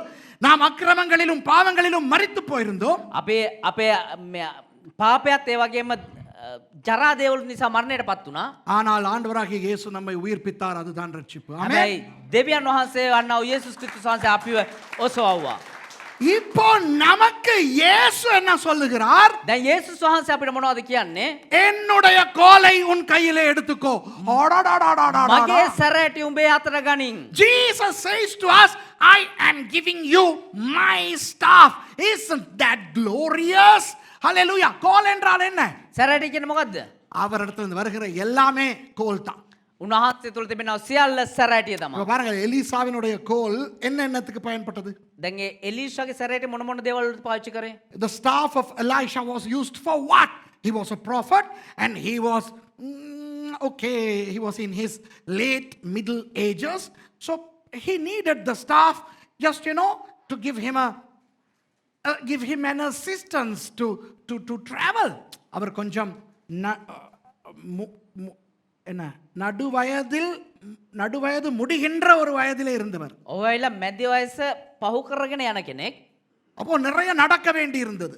ඒ වුණාට බොහෝසේ ඇවිදින්න සිද්ධ වුණා. அப்போ இந்த கோல் அந்த காலத்துல இஸ்ரவேலில் இந்த கோலை பயன்படுத்துவது நடக்க இலகுவாய் இருக்கும். එතකොට ඒ සැරෑටිය පාවිච්චි කරනවා කියන්නේ ඊශ්‍රායල් වලට අනුව ඇවිදින කෙනෙක් යා. அதுபோல ஏதாவது காட்டு விலங்குகள் ஏதாவது பூச்சிப்பட்டைகள் தாக்க வந்தால் இந்த கம்பாலே அவற்றை அடித்து இவர்கள் தங்களை பாதுகாத்தும் கொள்ளலாம். ඒ වගේම ඔය කැලෑ සත්තු එක එක පොඩි සත්තු එහෙම ආවනම් ඒ සැරෑටියෙන් ගහලා එයාව ආරක්ෂා කරගන්න පුළුවන්. If there are certain wild animals trying to attack them when they go alone, they can use their staff as a self defense weapon. Okay? Then sometimes to clear the grasses, clear the woods perhaps, சில நேரம் நடக்கும் பொழுது அந்த குட்டி குட்டி காடுகள் அந்த இப்படி அடிச்சு அந்த அந்த ரோட்டை செஞ்சுக்கிட்டு போகிறதுக்கு සමහරලාට ඔය ඇවිදගෙන යද්දි අර පොඩි පොඩි මේ පැල එහෙම පොඩි කරගෙන අර වල් ගස් මේව කරගෙන පාර හදාගෙන යන්න. இதை போகும்போது அத்தி மரம் ஒன்றை கண்டுவிட்டால் එහෙම යනකොට අත්තික ගහක් දැක්කා නම් அந்த பழங்களை பிடிப்பதற்கு இந்த இந்த இந்த இந்த கம்பால அடிச்சு அடிச்சு பிடுங்கலாம். ඒ ගෙඩි කඩන්නත් මේ සැරෑටිය පාවිච්චි කරලා කඩලා කන්න පුළුවන්. When he comes across a fig tree, he can use the staff to pluck some fig. I mean, it is a multi-purpose gadget, this staff, okay? இந்த கோல் ஒரு பல நோக்கு பொருள் உபகரணம். මේ සැරෑට කියන්නේ විවිධ වූ දේවල් වලට ප්‍රයෝජනවත් වන්නා වූ දෙයක්. அதுபோல நமக்கு ஆண்டவர் பலவிதமான நன்மைகளை கொடுத்திருக்கிறார். ඒ වගේ දෙවියන් වහන්සේ අපිට විවිධ වූ ආශිර්වාද දීලා තියෙනවා. God has given us multifold blessings. வரங்களை கொடுத்திருக்கார். இப்போ நமக்கு வரங்கள் கொடுத்திருக்கிறார் அல்லவா? අපිට දැන් දීමනා දීලා තියෙනවද නැද්ද? அது ஒரு கோல். ඒක එක සැරෑටියක්. If you are endowed with some gifts of the spirit, then you know that is a staff. Okay, இப்போ உங்களுக்கு நீங்கள் யாராவது தரிசனம் பார்க்கிறவராய் இருந்தால் දැන් ඔබ කවුරු හරි දර්ශන දකින කෙනෙක් නම් அது ஒரு கோல். එක එක If you සැරෑටියක්. are blessed with the gift of seeing visions, then that's a staff. If God speaks to you through dreams, then that's a staff.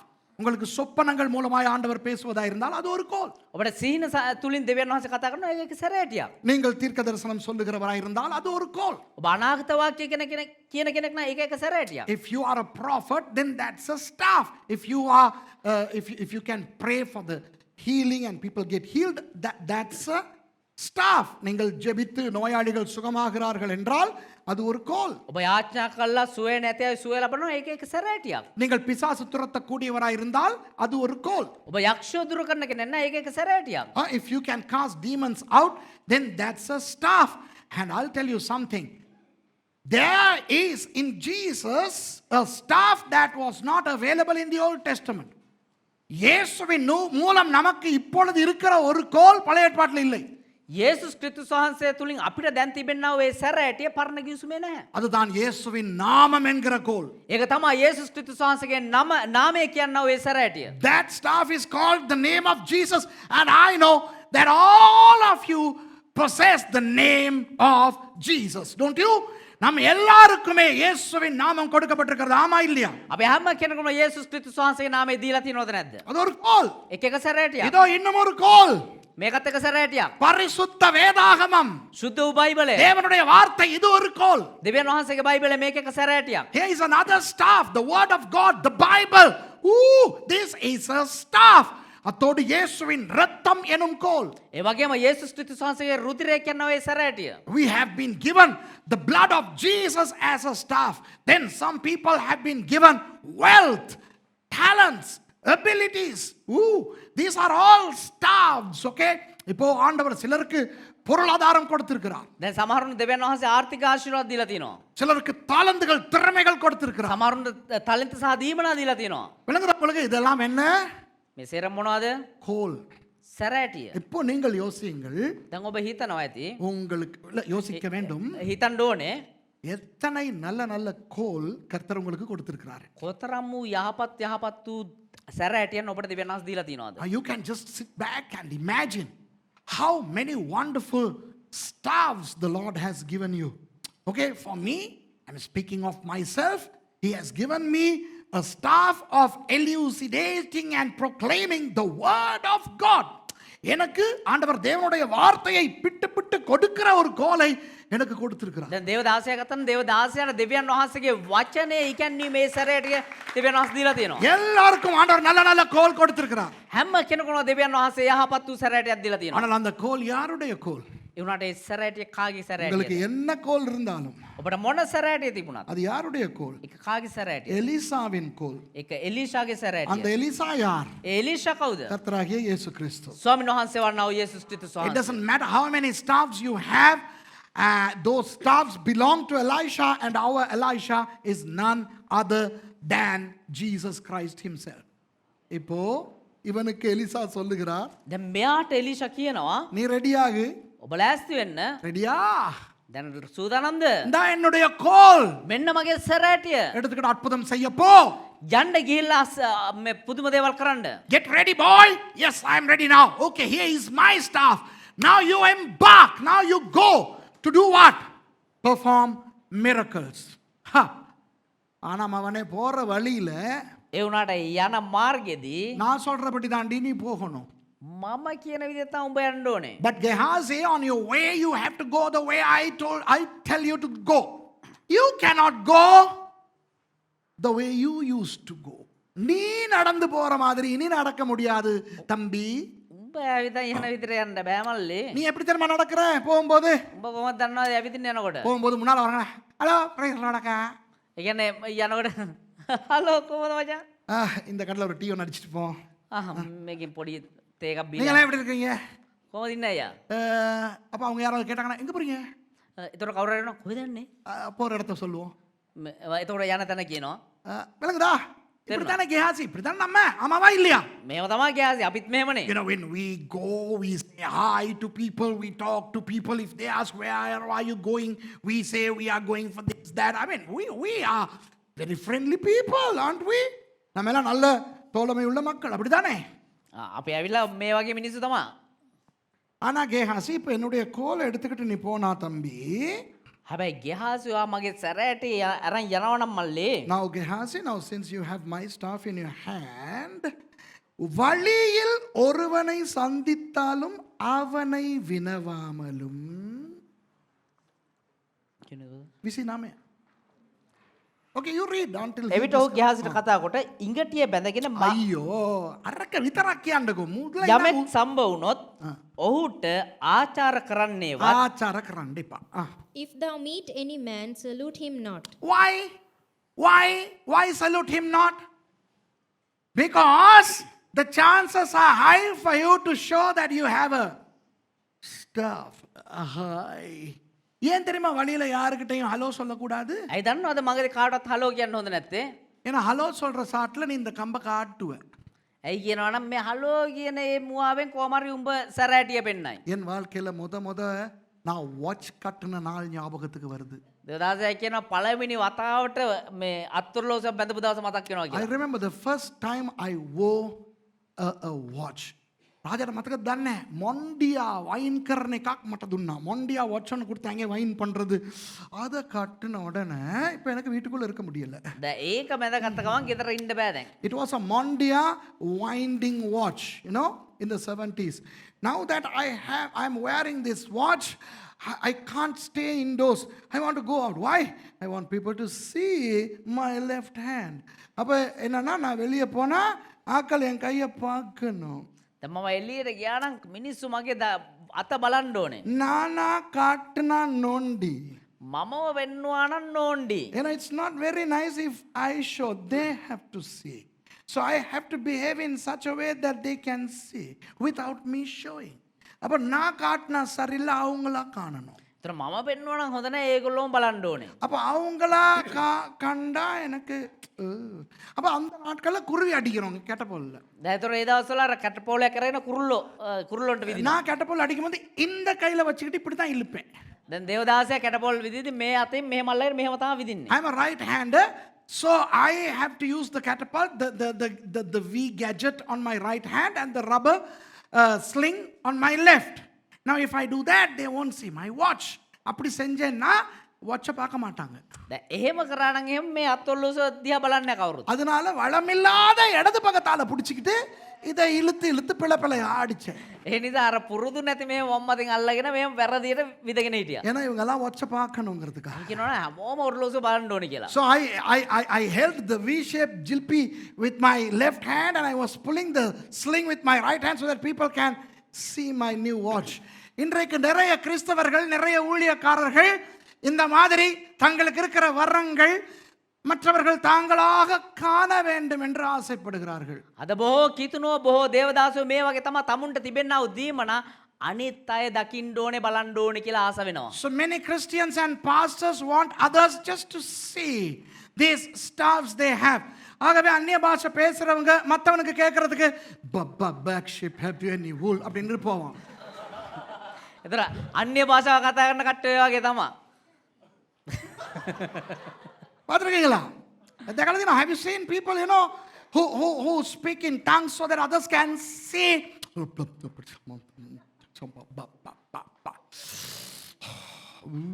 சில பேர் வந்து தேவனோடு உறவாடிக்கிட்டு இருக்கிறத காட்ட விரும்புவாங்க கோல்.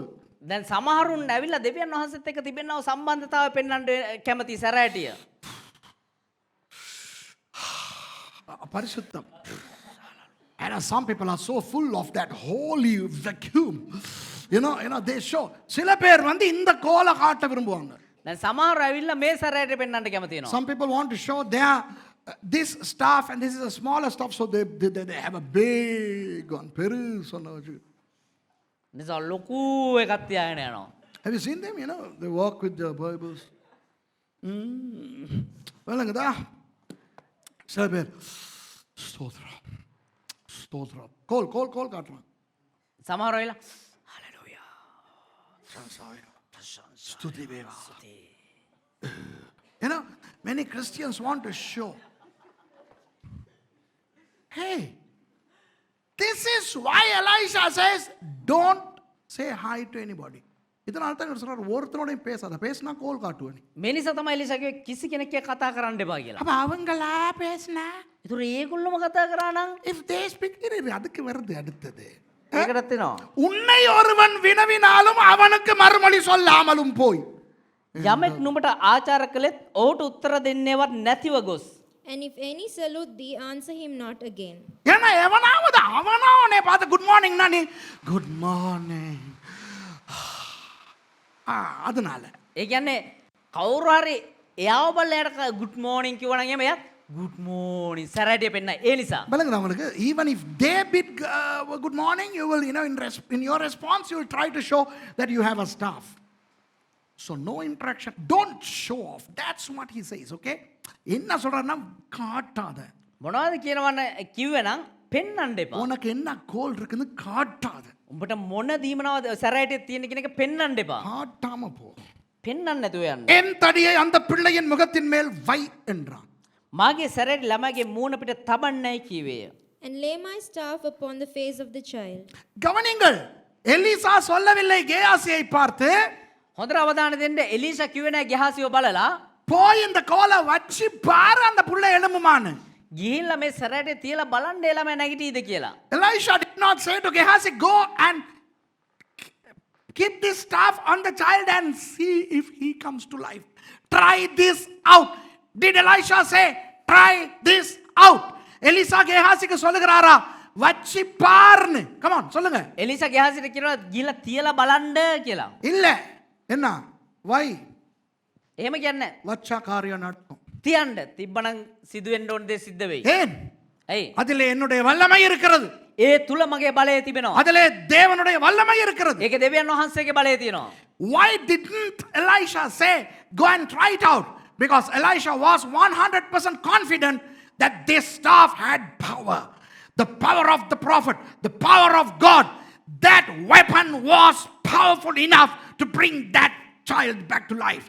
அந்த கோலுக்கு வல்லமை இருக்கிறது, செத்த அந்த பிள்ளையை உயிரோடு எழுப்ப. ඒ සැරෑටියට බලය තියෙනවා ඒ මරුණා වූ දරුවව පණ පිටින් නැගිටවන්න.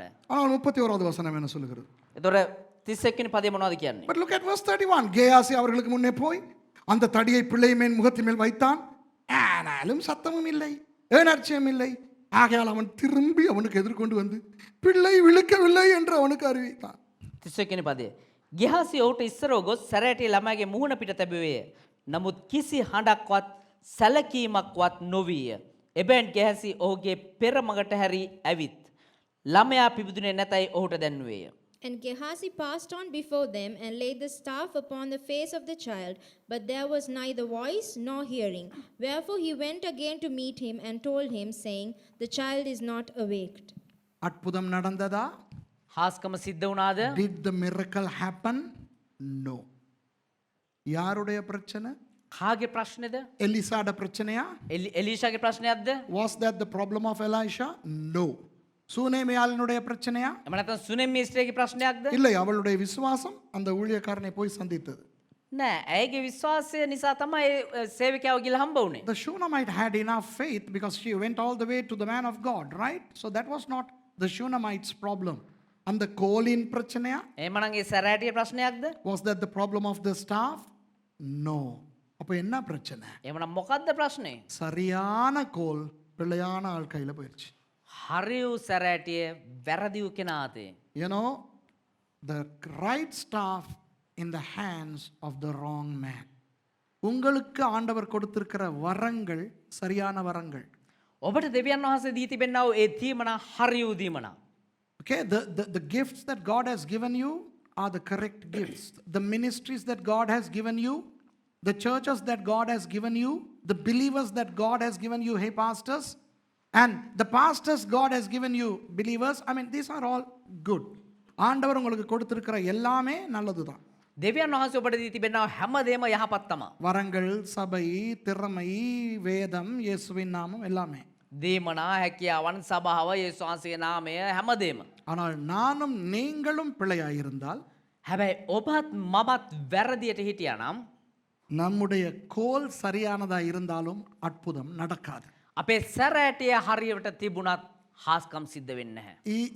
If you and I are not okay, then miracles won't happen. என் வாழ்க்கையிலே நடக்கிற அற்புதங்களை நான் வெளியே சொல்லுகிறவன் அல்ல. දෙවදාසයාගේ ජීවිතයේ සිදුවෙන්නා වූ හාස්කම් එළියට කියාගෙන ඉන්න කෙනෙක් නෙමෙයි. அன்றைக்கு டைசனும் பிரசாந்தும் போகும்போது நாங்கள் 3 பேரும் போகும்போது එදා දේවදාසයත් සහෝදර ප්‍රසාන්තුත් සහෝදර ඩයිසනුත් ගමන් කරගෙන ඉද්දී ஒரு சில விஷயங்களின் அடிப்படையில் இவங்க என்கிட்ட சொன்னாங்க, பாஸ்டர் இதெல்லாம் நீங்கள் ஏன் சொல்றது இல்லைன்னு ஞாபகம் இருக்கா? එක කාරණාවක් තියලා මේ දෙන්න අහලා තියෙනවා දේවදාසෙන් ඇයි පාස්ටර් මේ සිද්ධ වෙන දේවල් වා කියන්නේ නැත්තේ When කියලා. Dyson, Prasant and myself, we were on our way to buy cassava plants, you know, they saw certain things and they said, my goodness, pastor, you are living in the midst of miracles. Why don't you share these things? இவ்வளோ அற்புதத்தின் மத்தியில் நீங்கள் வாழ்றீங்க, ஏன் இதெல்லாம் சொல்கிறீங்க இல்லைன்னு சொன்னீங்க தான், நீங்கள் தான் சொன்னீங்க. මෙච්චර හාස්කම් මැදව ජීවත් වෙනවා ඇයි මේ දේවල් කියන්නේ නැත්තේ කියලා අහලා තියෙනවා. நான் கேட்டேன் ஏன் நான் சொல்லணும்ட்டு. ඊට දේවදාසයා තියෙනවා මේ දෙන්නෙන් ඇයි මං කියන්න ඕනේ? டைசன் ஞாபகம் இருக்கா? So I asked them, why should I tell you? அப்போ அவங்க சொன்னாங்க, என்ன விசுவாசம் வளர்றதுக்கா, என்னமோ சொன்னீங்க தானே, ஆண்டோடைய நாம மகிமைப்படுறதுக்குன்னு சொன்னார். එතකොට මේ දෙන්න කියලා තියෙනවා දෙවියන් වහන්සේ නාමයෙන් මහිම උදෙසා කියන්න ඕනේ So කියලා. he said, well, when you share these testimonies, the name of the Lord is glorified. I said, my God's name is not that cheap. நான் சொன்னேன், என்னுடைய தேவனுடைய நாமம் அவ்வளவு கேவலம் இல்லையே அப்படின்னு. එතකොට දේවදාසයා කියලා තියෙනවා මගේ දෙවියන් වහන්සේ නාමය එච්චර පහත් නෑනේ. அவங்களுக்கு புரியல. ඒගොල්ලෝ තේරෙලා නැහැ. அவங்க கிட்ட என்ன சொல்றீங்க பாஸ்டர்? මොනවද කියන්නේ පාස්ටර්? நான் சொன்னேன், என்னுடைய தேவனின் நாமம் மகிமை நிறைந்த நாமம். මගේ දෙවියන් වහන්සේගේ නාමය මහිමෙන් පිරීලා ඉතිරලා තියෙන්නේ. I told them the name of my God is a glorious name. I don't need to tell people something so that more glory can be added, because God's glory is more than sufficient. You cannot add to that glory. தேவனுடைய நாமம் மகிமையில் நிறைந்தது. දෙවියන් වහන්සේ නාමය මහිමෙන් පිරීලා තියෙන්නේ. அதற்கு நீங்கள் மகிமையை சேர்க்க முடியாது. ඒකට ඔබට මහිමය තව එකතු කරන්න බෑ. அப்புறம் சொன்னாங்க, இல்ல எங்கட விசுவாசம் வளருமோ அப்படி என்னமோ சொன்னீங்கடா, 2 பேர் என்னமோ சொன்னீங்க தானே, சொன்ன தானே, நாங்க தைரியம் அடைவோம், நாங்க பலப்படுவோம், அதுதான். ඊට පස්සේ කියලා තියෙනවා අපිව බල ධෛර්යමත් වෙන්න කියලා. Oh, they said, well, we will be strengthened. நான் சொன்னேன், பைபிள்ல ஆண்டவர் எத்தனையோ அற்புதம் செஞ்சிருக்கார். ඒතර දේවදාසයා කියනවා බයිබලයේ දෙවියන් වහන්සේ කොච්චරද හාස්කම් කරලා තියෙනවා. I told them God has performed so many miracles in the Bible. அதை பார்த்து பலப்படாத நீ, ஏன் அற்புதத்தை பார்த்து தான் பலப்படணுமா இருந்தா நீ ஒரு கேவலமானவன், நீ எனக்கு தேவையில்லை. බයිබලයේ තියෙන ඒක බලලා ධෛර්යමත් වෙන්නේ නැති උඹ මගේ සාක්ෂි අහලා මට සිද්ධ වෙන දේවල් අහලා ධෛර්යමත් වෙනවා නම් උඹ වගේ ජරායකෙක් තවත් නැහැ කියලා කියලා තියෙනවා. උඹගේ උන්ට මං කියන්නේ නැහැ මගේ සාක්ෂිය කියලා කිව්වා. I told them, you know, there are so many miracles in the Bible, and if you are not edified by looking at those miracles, you know, and if you need my miracles to edify you, you are a third-rated Christian. I don't need to share my testimony with you. உண்மைதானே? ඇත්තනේ. சாட்சினா என்ன தெரியுமா? සාක්ෂි කියන්නේ මොනවද දන්නවද? இது ஆண்டவர் செய்தபடினால் நான் சந்தோஷமா இருக்கிறேன். මේ දේවල් කර දෙවියන් වහන්සේ කරපු නිසා මම සන්තෝෂ වෙනවා. இல்லம்மா, ஆண்டவருக்கு மகிமை, ஆண்டவரை உயர்த்துறது, ஏன் நீங்க அவர் உயர்த்தணும்? அவர் உயரத்துல தான் இருக்கிறார். එහෙම නැත්නම් මේ දෙවියන් වහන්සේ නම් මහිමයට දෙවියන් වහන්සේ උසස් කණ්ඩායම ඔබ උසස් කණ්ඩායම උන්වහන්සේ උසස් තැන තමයි වැඩවසන්නේ. Why do you have to exalt the Lord when he is already exalted? Do you understand? You know, your testimony should be that, you know, you are happy, you are joyful. விளங்குதா உங்களுக்கு? ஆகவே நான் என்ன சொல்லுகிறேன், நான் அற்புதத்தின் மேல் அற்புதத்திலே ஒவ்வொரு நாளும் வாழ்ந்து கொண்டிருக்கிற ஒரு மனுஷனாக நான் உங்களுக்கு சொல்லுகிறேன். එනිසා දේවදාසය කියනවා මම ජීවත් වෙන්නේ හාස්කම් පිට හාස්කම් සිද්ධ වෙන්නා වූ ජීවිතයක් ගත කරනා වූ அதை வெளியே මිනිසෙක් විදියට. சொல்லிக்கிட்டு தெரிய தேவையில்லை. මේවා එළියට කියාගෙන ඇවිදින්න අවශ්‍ය නැහැ. I not only believe in miracles, I live amidst miracles. You know, every minute of my life, I'm enjoying God's miracles. Why? Because I have His staff in my hand. அவருடைய தடி, அவருடைய கோல் என் கையிலே இருக்கிறது. උන්වහන්සේගේ සැරෑටිය මගේ අතේ තිබෙන්නේ. கடைசியாக நான் உங்களுக்கு சொல்ல போகிறேன். අවසාන වශයෙන් ඔබට කියන්න දෙනවා. கேயாசி எப்படிப்பட்டவன்? ගිහාසි කොයි වගේ කෙනෙක්ද කියලා. அவன் ஒரு பெரிய ஆள். அது தெரியுமா உங்களுக்கு? ගිහාසි කියන්නේ ඉතා ලොකු කෙනෙක්. He was a big guy. You know, later on in chapter 8, the king questions that guy. The king says, I want your report about Elisha. So, I mean, for the king to talk to him, Gehazi was somewhat big guy.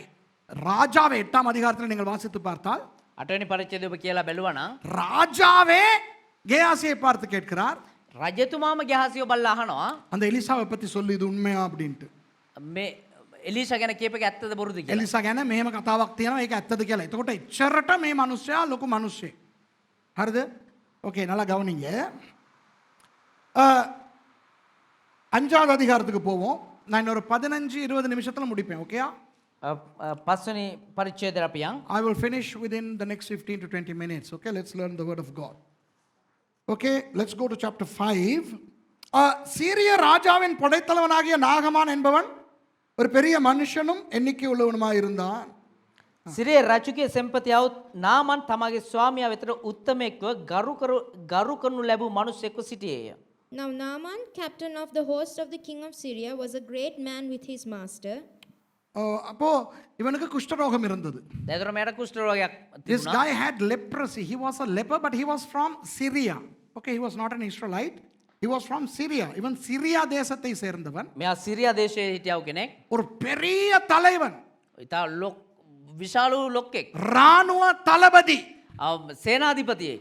He was the captain of the hosts of the Syrian army, the topmost rich, powerful guy.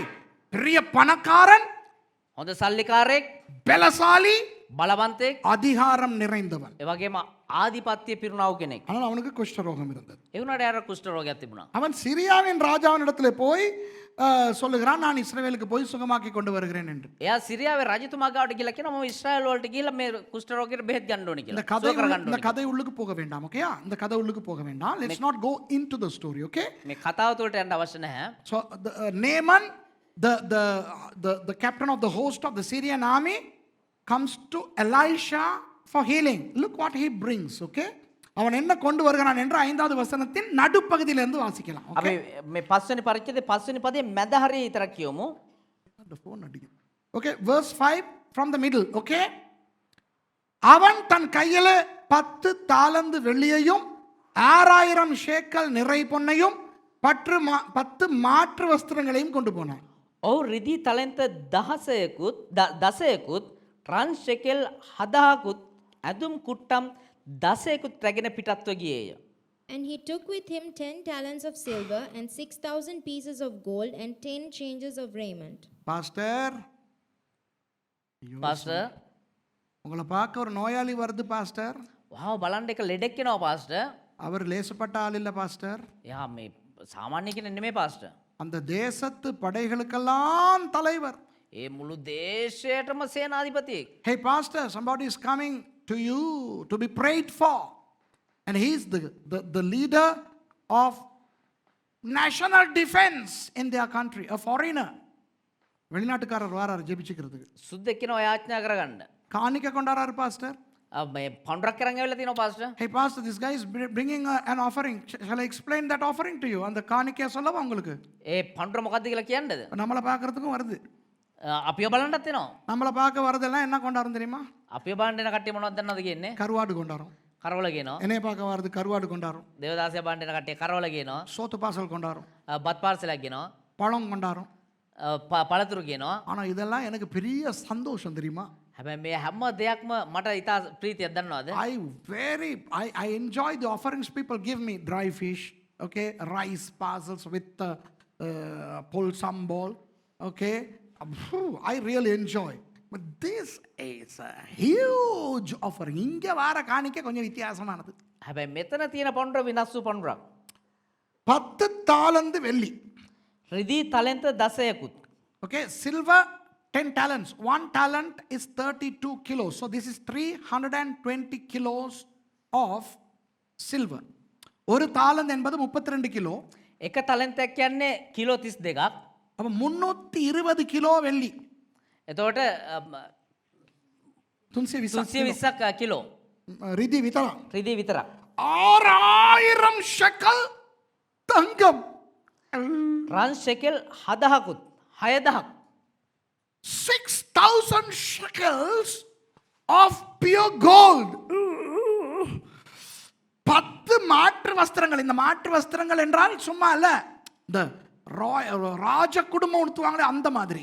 අදුම් කුට්ටන් 10ක්. ඒ කියන්නේ සාමාන්‍ය ඇඳුම් නෙමෙයි, රජවරු අඳින විදිහ ඇඳුම්. பேமெண்ட்ல வாங்குறது இல்ல, அந்த கொட ருபியல அது இல்ல. පේමන්ට් එක ගත්ත ඇඳුම් නෙමෙයි. இதெல்லாம் branded. This is branded royal attire. 2003ல இதனுடைய விலையை சொன்னாங்க. ஹலோ 2003ல 2003 මේකේ වටිනාකම කියන්න. When I did the examination in 2003, that was 17 years ago, this was $1 million. 17 வருஷங்களுக்கு முந்தி இது வந்து 10 லட்சம் அமெரிக்கன் டாலர். ඒ කියන්නේ අවුරුදු 17කට කලින් මේක ඇමරිකානු ඩොලර් ලක්ෂ 10ක්. இப்ப சொல்றதா இருந்தா, දැන් කියනවා නම් இப்ப இலங்கை ரூபாயின் படி சொல்வதென்றால் දැන් ලංකාවේ මුදලින් රුපියල් වලින් කිව්වොත් එහෙම 20 கோடிக்கு கொஞ்சம் அதிகம். කෝටි 20කට වඩා පොඩ්ඩක් වැඩිපුර. It's, in Sri Lankan rupees, a little more than 20 crores. 20 crores is what? 200 million? Yes. 200 million, more than 200 million Sri Lankan rupees. Hello, Reverend Dr. Bishop, Pastor, இப்படி ஒரு காணிக்கை உங்களுக்கு வாழ்நாள் பூரா கிடைச்சதுல கணக்கு போட்டாலும் வந்திருக்குமா? මේ වගේ පඬුරක් ඔබට ජීවිතේ පුරාවට කවදාවත් ලැබෙයිද? එකතු කරලා බැලුවත් හම්බෙච්ච ඒවා ඔක්කොම එකතු කරලා බැලුවත් මෙච්චරක් හම්බෙයිද? Which pastor of today will receive such a humongous offering? சரி, பெல் அடிச்சிட்டாங்க, மணி அடிச்சிட்டாங்க. ஓகே, ஹலோ, விளங்குதா உங்களுக்கு? තේරෙනවද ඔබට? 2020ல 20 கோடி ரூபாய் பெருசா இல்லையா? 2020 කෝටි 20ක් කියන්නේ ඒක විශාල මුදලක්ද නෙමේද? In 2020, 200 million rupees, isn't it huge? Or $1 million US dollars, is it huge or not? Hey, you tell me today. What about 10 years ago? 10 வருஷத்துக்கு முந்தி? අවුරුදු 10කට කලින් නම්? 100 வருஷத்துக்கு முந்தி? අවුරුදු 100කට කලින් නම්? 2000 வருஷத்துக்கு முந்தி? අවුරුදු 2000කට කලින් නම්? 2800 வருஷத்துக்கு முந்தி 20 கோடி ரூபாடா எவ்வளவுன்னு யோசிச்சு பாருங்க தெய்வமே. 2800කට කලින් නම් හිතලා බලන්න කොයි වගේ ලොකු මුදලක්ද මේ කියලා. Imagine $1 million or 20 million rupees 2800 years ago. Hey, you can buy the whole world with that. உலகத்தையே வாங்கலாம். ලෝකෙම මිලදී ගන්න පුළුවන්. அவ்வளவு பெரிய காணிக்கையோட வாராரு. என்னத்துக்கு தெரியுமா? එච්චර ලොකු පඬුරක් එක්කෙනා මොනවටද දන්නවද? ஒரு சின்ன ஜெபத்துக்கு. පොඩි යාඥාවකට. குஷ்டரோகம். කුෂ්ඨ රෝගයක්. இவர் செத்த புள்ளையவே எழுப்புனவர். මෙයා මැරුණ ළමයෙක්ව නැගිට්ටවපු කෙනෙක්. இவருக்கு குஷ்டரோகம் எல்லாம் பெருசா? මෙයාට එතන කුෂ්ඨ රෝගයක් ලොකු දෙයක්ද? Hey, this guy is coming for healing from leprosy. Just a chapter earlier, this guy brought back to life a dead son, dead boy. Leprosy is peanuts to him. Okay, நாகமான் வாராரு. නාමන් එනවා. அப்போ 10வது வசனம், 5வது அதிகாரம் 10வது வசனம், இல்ல 9வது வசனம், 5 පරිච්ඡේද 9 පදය. ஐயோ, இதை பாருங்கப்பா. Chapter 5 and verse 9. நாகமான் தன் குதிரைகளோடும் தன் இரதத்தோடும் வந்து எலிசாவின் வாசற்படியிலே நின்றான்.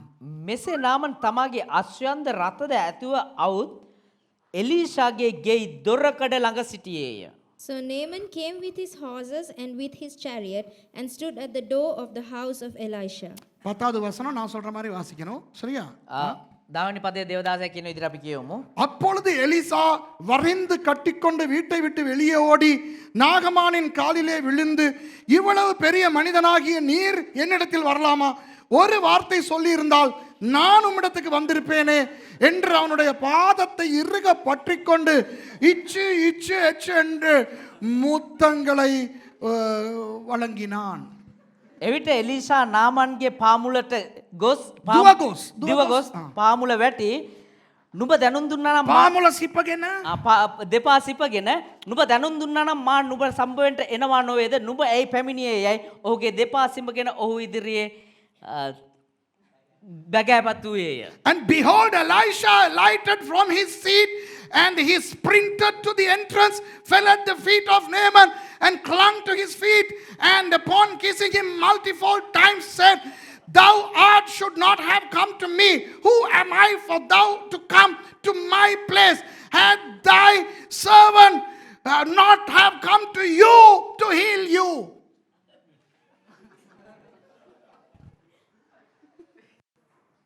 இன்னைக்கு இப்படி தானே நடக்குது? අද මේවනේ සිද්ධ වෙන්නේ. இப்படி தானே நடக்குது? මෙහෙමනේ සිද්ධ වෙන්නේ.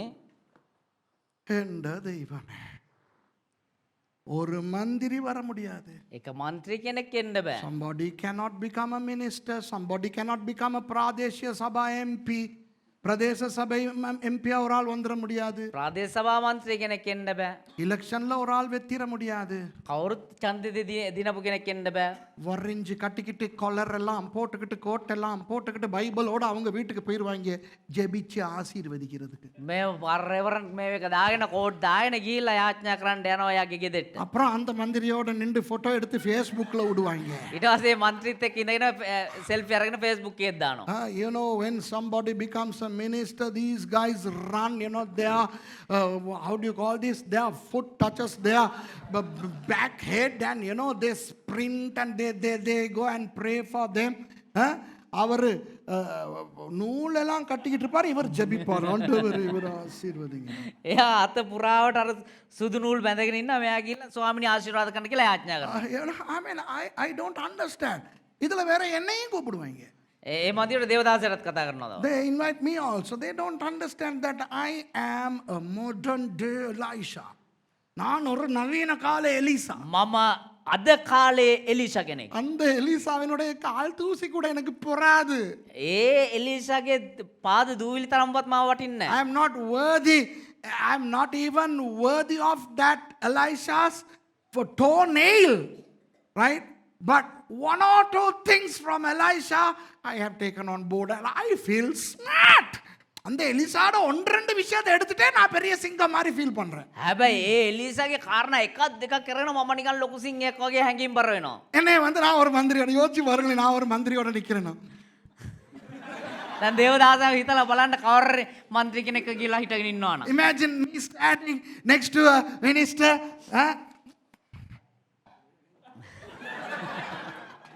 හිතලා බලන්න මේ විදිහට දේවදාසයා කියලා ඇමති කෙනෙක් එක්ක ෆොටෝ එකක් එවනවා. 10வது வசனம் என்ன சொல்லுது? Look at verse 10. 10 වෙනි පදේ කියවමු අපි. அப்பொழுது எலிசா அவனிடத்தில் ஆள் அனுப்பி, இவர் கூட போகல. ஐயோ ஐயோ ஐயோ ஐயோ. අන්තිම හරි. 10. එලිෂා කෙනෙක් හතේ කියලා යවනවා.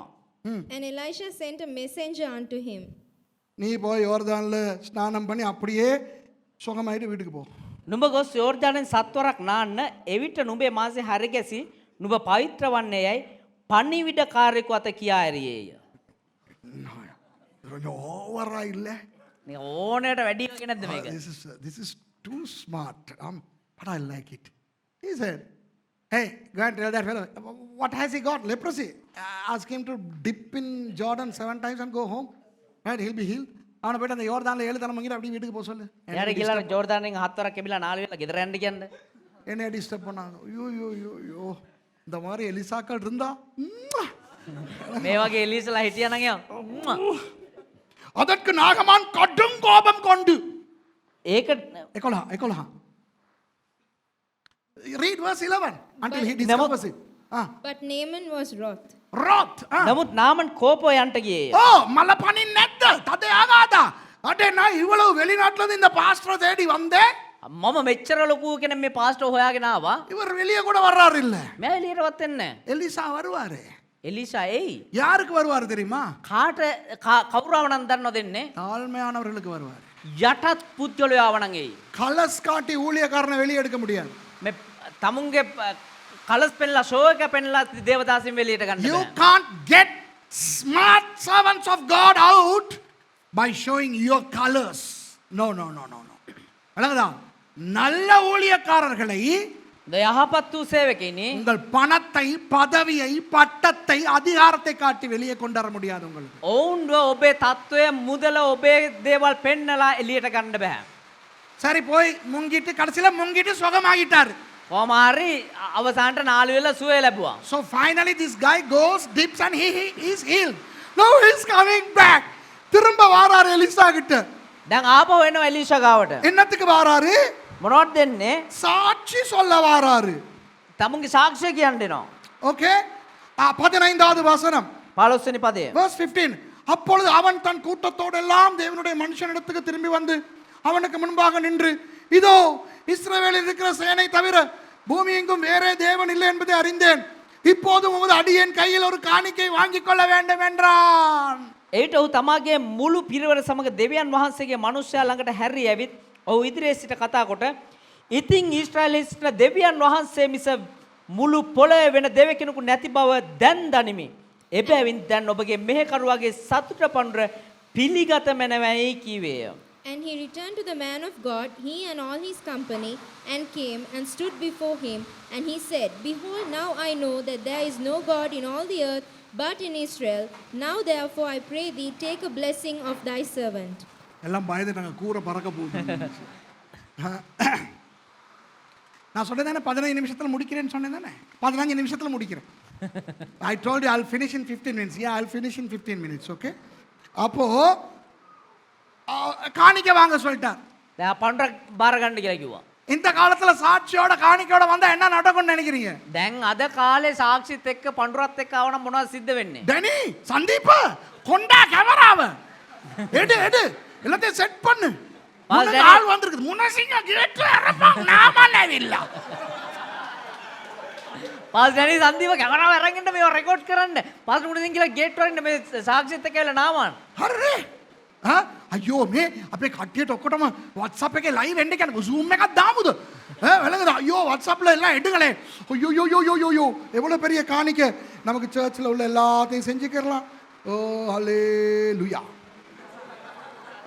சொல்லு சொல்லப்பா අපේ මොන සභාවට පඬුරුත් එක ලොකු අනුසෙක කියලා අපි මේවා දාමු WhatsApp එකේ දාමු live වෙන්න කියමු.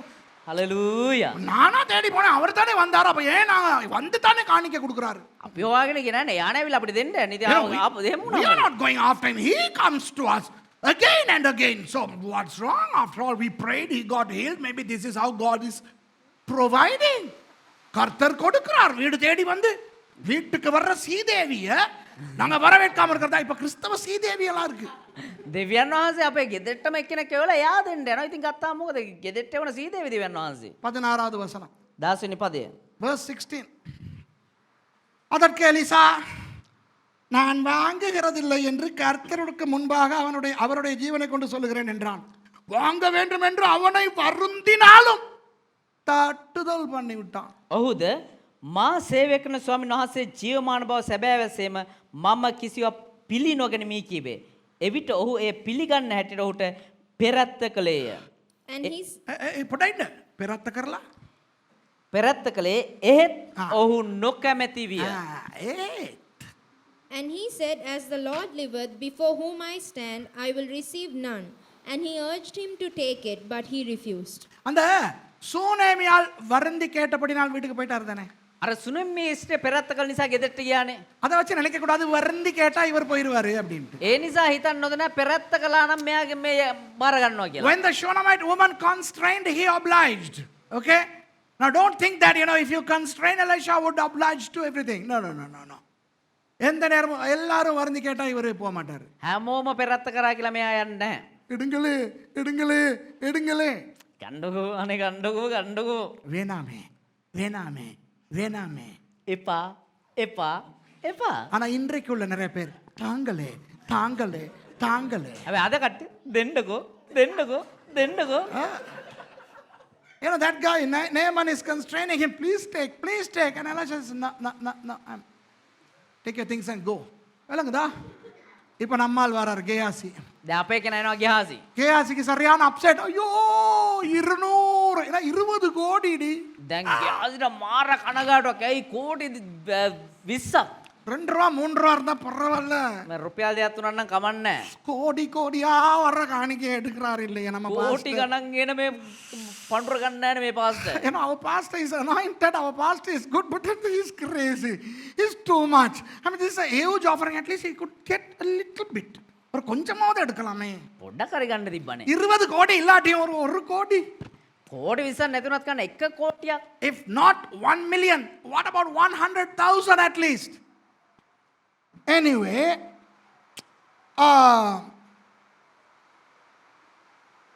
20வது வசனம். 20 වෙනි පදය. கேஹாசி பின்னால ஓடுறான். ගියාසි පස්සෙන් දුවන් යනවා. நாகமானின் பின்னாலே கேஹாசி ஓடுகிறான். දැන් නාමන්ගේ පස්සේ ගියාසි දුවගෙන යනවා. Gehazi runs behind Naaman. What does that tell you? அது என்ன சொல்லுது? ඒකේ මොනවද පේන්නේ? கேஹாசி எப்படிப்பட்டவன்? ගියාසි කොයි වගේ කෙනෙක්ද? பணத்துக்கு பின்னால் ஓடுகிறவன். මුදල් පසුපස දුවන කෙනෙක්. Gehazi was somebody who was running behind money. He was running behind powerful people. ஒரு அதிகாரபூர்வமான அதிகாரிக்கு பின்னால ஓடுறான். කියන බලය තියෙන මිනිස්සු පස්සේ දුවන කෙනෙක්. வெள்ளிக்கு பின்னால ஓடுறான். රිදී පස්සේ දුවනවා. He is running behind silver. He is running behind gold. தங்கத்துக்கு பின்னால ஓடுறான். රත්තරන් පස්සේ දුවනවා. மாற்று வஸ்திரங்களுக்கு பின்னால ஓடுறான். ඒ රාජ ඇඳුම් පිටිපස්සේ දුවනවා. He is running behind the royal attire. He is running behind worldly things. உலக காரியங்களுக்கு பின்னால ஓடுறான். ලෝකයේ දේවල් පස්සේ දුවනවා. பிச்சைக்கார ராஸ்கல். හිඟන Kian. බල්ලා. Thank you. Okay. 21வது வசனம். நாகமானை பின்தொடர்ந்தான்.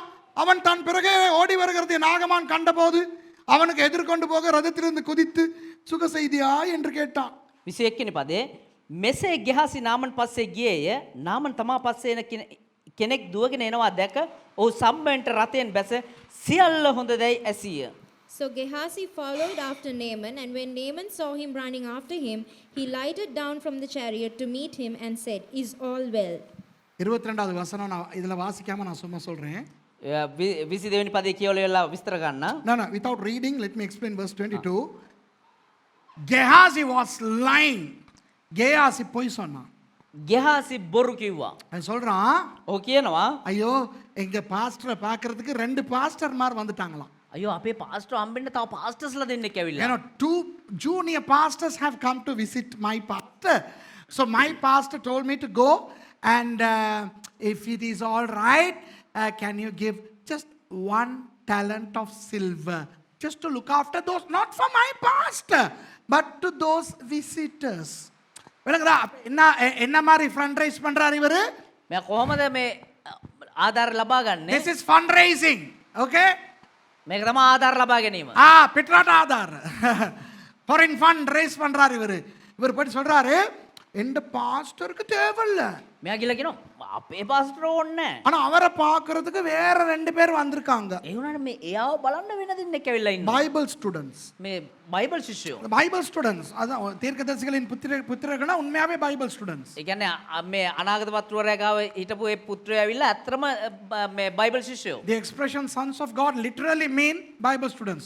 2 பைபிள் ஸ்டூடண்ட் வந்திருக்காங்க எங்க பாஸ்டர் பார்க்க. අපේ පාස්ටර් හම්බෙන්න මේ බයිබල් ශිෂ්‍යයෝ දෙන්නෙක් ඇවිල්ලා ඉන්නවා. அவங்களுக்காக 1 தாலந்து வெள்ளிய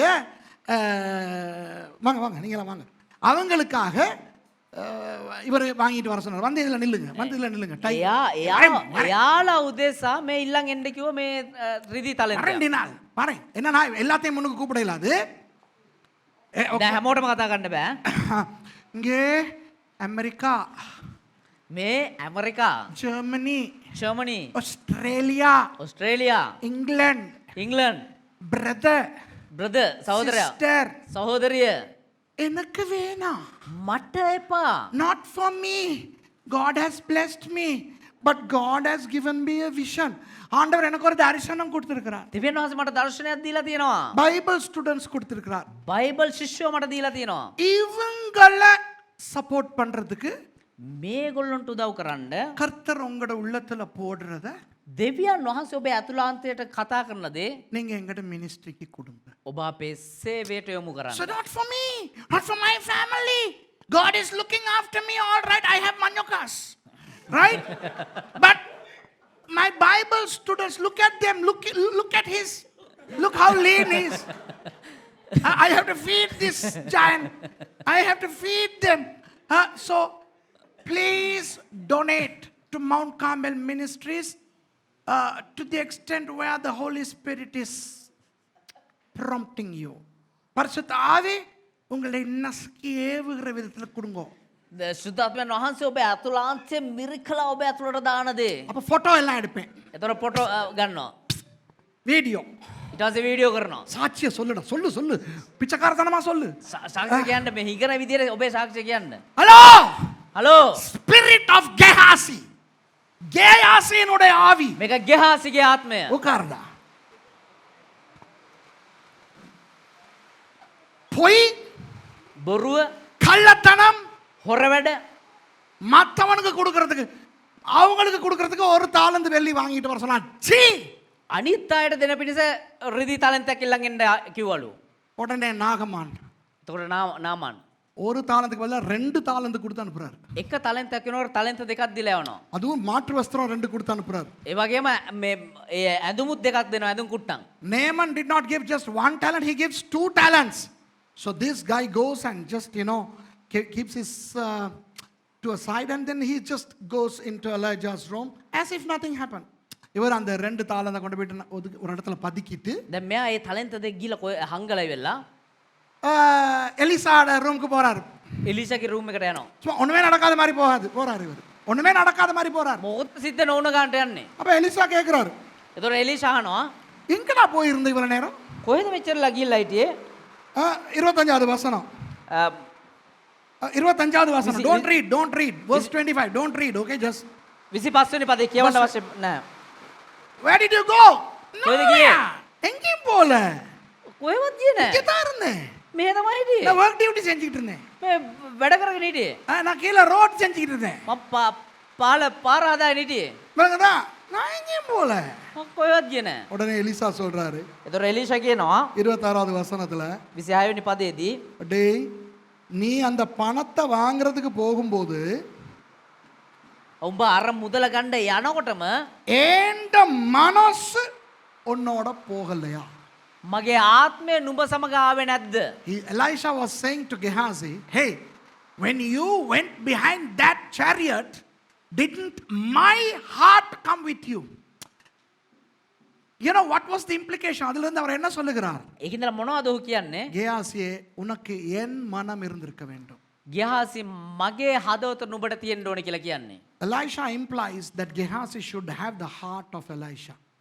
Today God is telling you, தேவன் உங்களுக்கு சொல்லுகிறார், දෙවියන් වහන්සේ ඔබට කියනවා நம்முடைய எலிசாவாகிய இயேசுவின் மனம் நம்மோடு இருந்திருக்க வேண்டும். අපේ දෙවියන් වහන්සේ වන්නා වූ යේසුස් ක්‍රිස්තුස් වහන්සේගේ හදවත ඔබට තිබිය යුතුයි. God is saying you all should have not only the staff of Jesus, but also the heart of Jesus. So what I'm trying to tell you is, you can have the staff of Jesus, but if you don't have the heart of Jesus, not only you would not be able to perform miracles, but you would catch leprosy of the world. உங்களுக்கு இயேசுவின் கோல் இருந்தால் போதாது, ඔබට යේසුස් ක්‍රිස්තුස් වහන්සේගේ සැරෑටිය තිබුණත් මදි. இயேசுவின் இருதயம் இருக்க வேண்டும். යේසුස් ක්‍රිස්තුස් වහන්සේගේ හදවත තිබිය යුතුයි. அவருடைய மனம் இருக்க வேண்டும். උන්වහන්සේගේ මනස තිබිය යුතුයි. இல்லாவிட்டால் එම නැති වුණා නම් அற்புதம் நடக்காதது மாத்திரமல்ல, හස්කම් සිදු වෙන්නේ නැති එක විතරක් නෙවෙයි குஷ்டரோகம் வரும். කුෂ්ඨ රෝගය පැමිණෙනවා. நாகமானுடைய குஷ்டரோகம் கேயாசிக்கும் கேயாசினுடைய வம்சத்துக்கும் வந்தது. නාමන්ගේ කුෂ්ඨ රෝගය ගෙහාසිටත් ගෙහාසිගේ වංශයටත් පැමිණියා. 27வது வசனம் சொல்லுகிறது. 27 වෙනි පදේ කියනවා. verse 27. அதை வாசிப்போம், வாசிச்சு முடிப்போம். ඒක අපි කියවලා අවසන් කරමු. ஆகையால் நாகமானின் குஷ்டரோகம் உன்னையும் உன் சந்ததியாரையும் என்றைக்கும் பிடித்திருக்கும் என்றான். உடனே அவன் உறைந்த மழை நிறமான குஷ்டரோகியாகி அவன் சமூகத்தை விட்டு புறப்பட்டு போனான். එබැවින් නාමන්ගේ කුෂ්ඨය නුඹටත් නුඹේ වංශයටත් නිරතුරුම වැළඳෙන්නේ ඔහුට කීවේ. එවිට ඔහු හිමමෙන් කුෂ්ඨය ඇති ඔහු වෙතින් පිටත්ව ගියේය. The leprosy therefore of Naaman shall cleave unto thee, and unto thy seed forever. And he went out from his presence a leper as white as snow. He went out of Elisha. No longer could he stay with Elisha. அதற்கு பிறகு கேயாசிக்கு எலிசாவோடு இருக்கவே முடியவில்லை. ඊට පස්සේ ගෙහාසිට එලීෂාත් එක්ක ඉන්නවම බැරි වුණා. நிறைய ஊழியக்காரர்கள் நிறைய கிறிஸ்தவர்கள் இன்று இயேசுவோடு இல்லை. අද බොහෝ කිතුණුව බොහෝ දේවදාසියෝ යේසුස් ක්‍රිස්තුස් වහන්සේත් එක්ක නැහැ. Many Christians and many servants of God are not with Jesus. Do you know why? Because they did not have the heart of Jesus. They had the staff of Jesus but not the heart. அவர்கள் ஏன் இயேசுவோடு இல்லை? ඇයි දන්නවද ඔවුන් යේසුස් ක්‍රිස්තුස් වහන්සේත් එක්ක නැත්තේ? இயேசுவின் மனம் அவர்களிடத்தில் இல்லை. යේසුස් වහන්සේගේ හදවත ඔවුන් සමග නැහැ. இயேசுவின் கோல் அவர்களிடத்தில் இருக்கிறது. යේසුස් වහන්සේගේ සැරෑටිය ඔවුන් සමග තිබෙනවා. 23 வருடங்களாக நான் இலங்கையிலே இந்த மவுண்ட் கார்மெல் மினிஸ்ட்ரிஸ் நடத்துகிறேன். අවුරුදු 23ක් තිස්සේ කර්මෙල් පර්වත මේ සභාව මේ ස්ථානයේ දේවදාසියා පවත්වාගෙන යනවා. ஆண்டவர் தந்து கொண்டிருக்கிறார். දෙවියන් වහන්සේ දීගෙන ඉන්නවා. ஒரு கேஹாசி ஊழியமும் நாங்கள் செய்யவில்லை. එක ගෙහාසිගේ එක සේවාවක්වත් අපි කරලා නැහැ. ஒருவரையும் காட்டி பணம் கேட்பது கிடையாது. එක්කෙනෙක්වත් පෙන්ලා අපි මුදල් ඉල්ලලා නැහැ. கொடுக்கிறேன் என்று சொல்லுகிற இடத்துல தொங்கிக் கொண்டு வாங்குகிறதும் கிடையாது. දෙන්නම් කියන්නව කට්ටිය පස්සේ අපි දිවදික් කරගෙන ගිහිල්ලා ලබාගෙන නැහැ. கடந்த திங்கட்கிழமை இங்கே ஒரு பாஸ்டர் வந்தார். அருமையான ஒரு ஊழியக்காரர் வந்து ஒரு ஊழிய நிகழ்ச்சி நடத்தினார். ගිය සඳුදා දින එක යහපත් වූ දේවදාසයෙක් මේ ස්ථානට ඇවිල්ලා එක වැඩසටහනක් පැවැත්තුවා. A wonderful man of God came with his people here on Monday and he had a program. Pastor Tushara taught them. I preached to them. Pastor Tushara அவர்களுக்கு கற்றுக் கொடுத்தார். நானும் பிரசங்கித்தேன். அவர்கள் இந்த இடத்திலே ரொம்ப சந்தோஷப்பட்டார்கள். පාතුෂාරෝන්ට ඉගෙනුවා ඒ වගේම දේවදාසයෝන්ට ඉගෙනුවා ඔවුන් මේ ස්ථානයේ ඉතාමත් ප්‍රීතියටපත් වුණා. அவர்கள் காணிக்கை ஒன்று கொண்டு போய் பாஸ்டர் டேனி இடத்திலே கொடுத்திருக்கிறார்கள். ඔවුන් එක පන්රක් ගෙනල්ලා දේවගැඩ ඩැනි අතට දීලා තිබෙනවා. அவர் வாங்கவில்லை. ඔහු ගත්තේ නැහැ. பாஸ்டர் துஷாரன் இடத்திலே கொடுத்திருக்கிறார்கள். පාතුෂාරට දීලා තියෙනවා. அவரும் வாங்கவில்லை. ඔහු අරගත්තෙත් නැහැ. கடைசியில் என்னிடத்திலே வந்தார்கள். ඊට පස්සේ දේවදාසයා ගාට ඇවිල්ලා තියෙනවා. எனக்கு கொடுக்க போனார்கள். දේවදාසයාත් දෙන්න හදලා තියෙනවා. நானும் வாங்கவில்லை. දේවදාසයාත් ලබා ගත්තේ. ஏன் தெரியுமா? ඇයි දන්නවද? எங்களை போஷிக்கிறவர் ஆண்டவர். අපිව පෝෂණය කරන්නේ දෙවියන් වහන්සේ. The pastor tried to give an offering to Pastor Danny. No, he refused. He tried to give an offering to Pastor Tushar. He refused. Then he came and tried to give that offering to me. I refused. I said, this is God's place. You come anytime. Enjoy. Go.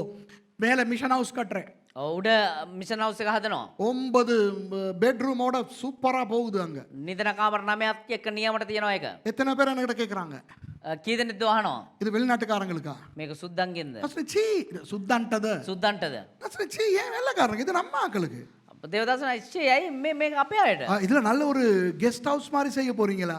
මේක හොඳ guest house එකක් ඔය කරන්න යනවා. இல்ல இது இலவசம். யார் வேணாலும் வந்து இலவசமா தங்கிட்டு போறதுக்கு. නෑ මේක මේ ඕන කෙනෙකුට නොමිලේ ඇවිල්ලා නැවතිලා යන්න පුළුවන්. Many people think that I'm trying to build that guest house to make money. Hey, God is blessing us because we have chased away the spirit of Gehazi. Gehaziயின் ஆவியை எத்தனை வருடங்களுக்கு முன்பாக துரத்தி விட்டோம். ගියහාසිගේ ආත්මය අවුරුදු කීයකටද කලින් එළවලා දැම්මා මෙහෙන්. அன்பானவர்களே, நான் முடிக்க போகிறேன். ප්‍රේමාන්තිනේ අපි අවසන් කරන්න යනවා. 15 நிமிஷம் ஆயிருச்சு. විනාඩි 15 ඉවර වුණා. எத்தனை பேர் சொல்லுவீங்க கர்த்தர் உங்களோட பேசினார்? කී දෙනෙක් කියනවා දෙවියන් වහන්සේ ඔබත් සමග කතා How many of කරනවා? you all say God is speaking to you? Listen to this. Listen to this. Our God is not respecter of persons. நம்முடைய ஆண்டவர் பாரபட்சம் பார்க்கிறவர் அல்ல. අපේ දෙවියන් වහන්සේ පක්ෂ බෙද බලන කෙනෙක් නෙවෙයි. இந்த சுரேஷ் உலகத்தில் இருக்கும் வேறு எந்த ஒரு ஆளையும் விட விசேஷமானவன் அல்ல. මේ දේවගති සුරේෂෝ මේ ලෝකේ ඉන්නවා වගේ වෙන කිසිම කෙනෙක් උන්වහන්සේට විශේෂ. එයා තරම් විශේෂ නැහැ. මේ සුරේෂ් මේ ලෝකේ ඉන්න වෙන කිසිම කෙනෙකුට වඩා කිසිසේත් විශේෂ වැදගත් එකෙක් නෙවෙයි. This Suresh is no better in any way than any other Christian on earth. Okay? விளங்குதா உங்களுக்கு? ஆகவே நான் என்ன சொல்லுகிறேன், சொல்ல வந்ததை மறக்கடிச்சிட்டான். நான் என்ன சொல்ல வருகிறேன் என்றால், මොනවාද මම කියන්නේ? நாம் ஒன்றுமே இல்லை. මම කිසි දෙයක් නැහැ. அப்பி we are nothing. We are Gehazis. நாம் பள்ளத்தாக்கின் தரிசனம் உடையவர்கள். අපි මේ මිත්‍යාවතේ දර්ශන ඇත්ත වූ අය අපි ගෙහාසිලා. Our vision is from the valley. We are Gehazis.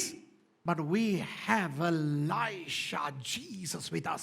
நமக்கு எலிசாவாகிய இயேசு இருக்கிறார். හැබැයි අපිට එලීෂා වන්නා වූ යේසුස් ක්‍රිස්තුස් වහන්සේ ඉන්නවා. அவர் உங்களுக்கு எல்லாம் கோல் கொடுத்திருக்கிறார். උන්වහන්සේ අපි හැම කෙනෙකුටම සැරෑටි දීලා තියෙනවා. நினைக்காதீங்க எனக்கு மட்டும் கொடுத்திருக்கிறார். கிடையவே கிடையாது. හිතන්න එපා ඒක දේවදාසයට විතරක් තමයි දීලා Don't තියෙන්නේ think කියලා. that God has given me some special stuffs. Not you. No, God is not a respecter of persons. So he has given all of us many stuffs. Okay, நிறைய கோல்களை நமக்கு கொடுத்திருக்கிறார். බොහෝ සැරයට අපිට දීලා තිබෙනවා. ஆனால் அவருடைய மனம் நமக்கு இருக்க வேண்டும். ඒ වුණාට උන්වහන්සේගේ හදවත අපිට තිබේ. We should have his heart. We should have his heart. Otherwise, we will not only live a miraculous life, but we will have leprosies of varied kinds. நமக்கு இயேசுவின் மனம் இல்லாவிட்டால் අපිට යේසුස් වහන්සේගේ හදවත නැති වුණා නම් அற்புதமில்லாத வாழ்க்கை வாழுவது மாத்திரமல்ல, ඒ හාස්කම් නැති ජීවිතයක් ජීවත් වෙනවා විතරක් නෙවෙයි. உலகத்தின் குஷ்டரோகங்கள் நம்மை பிடித்திருக்கும். ඒ ලෝකයේ කුෂ්ඨ රෝගයන් අපිව වෙළඳ ගනී. ஆகவே கேயாசியை துரத்துவோம். ඒ නිසා ගෙහාසි වෙලවලා දාමු. இயேசுவை போல மாறுவோம். යේසුස් වහන්සේ වගේ මාරු වෙමු. Let's eliminate the Gehazis in our lives and let us become more like Jesus. எலும்பிருப்போமா? නැගී සිටමු අපි සිටිමු. மைக்குக்கு දෙන්න யாராவது ரெண்டு பேர் சீக்கிரமா ஜெபிச்சு முடிங்க. කවුරු හරි දෙන්නෙක් ඉතා ඉක්මනින් යාඥා කළ අවසන් කරන්න. Thank you Jesus.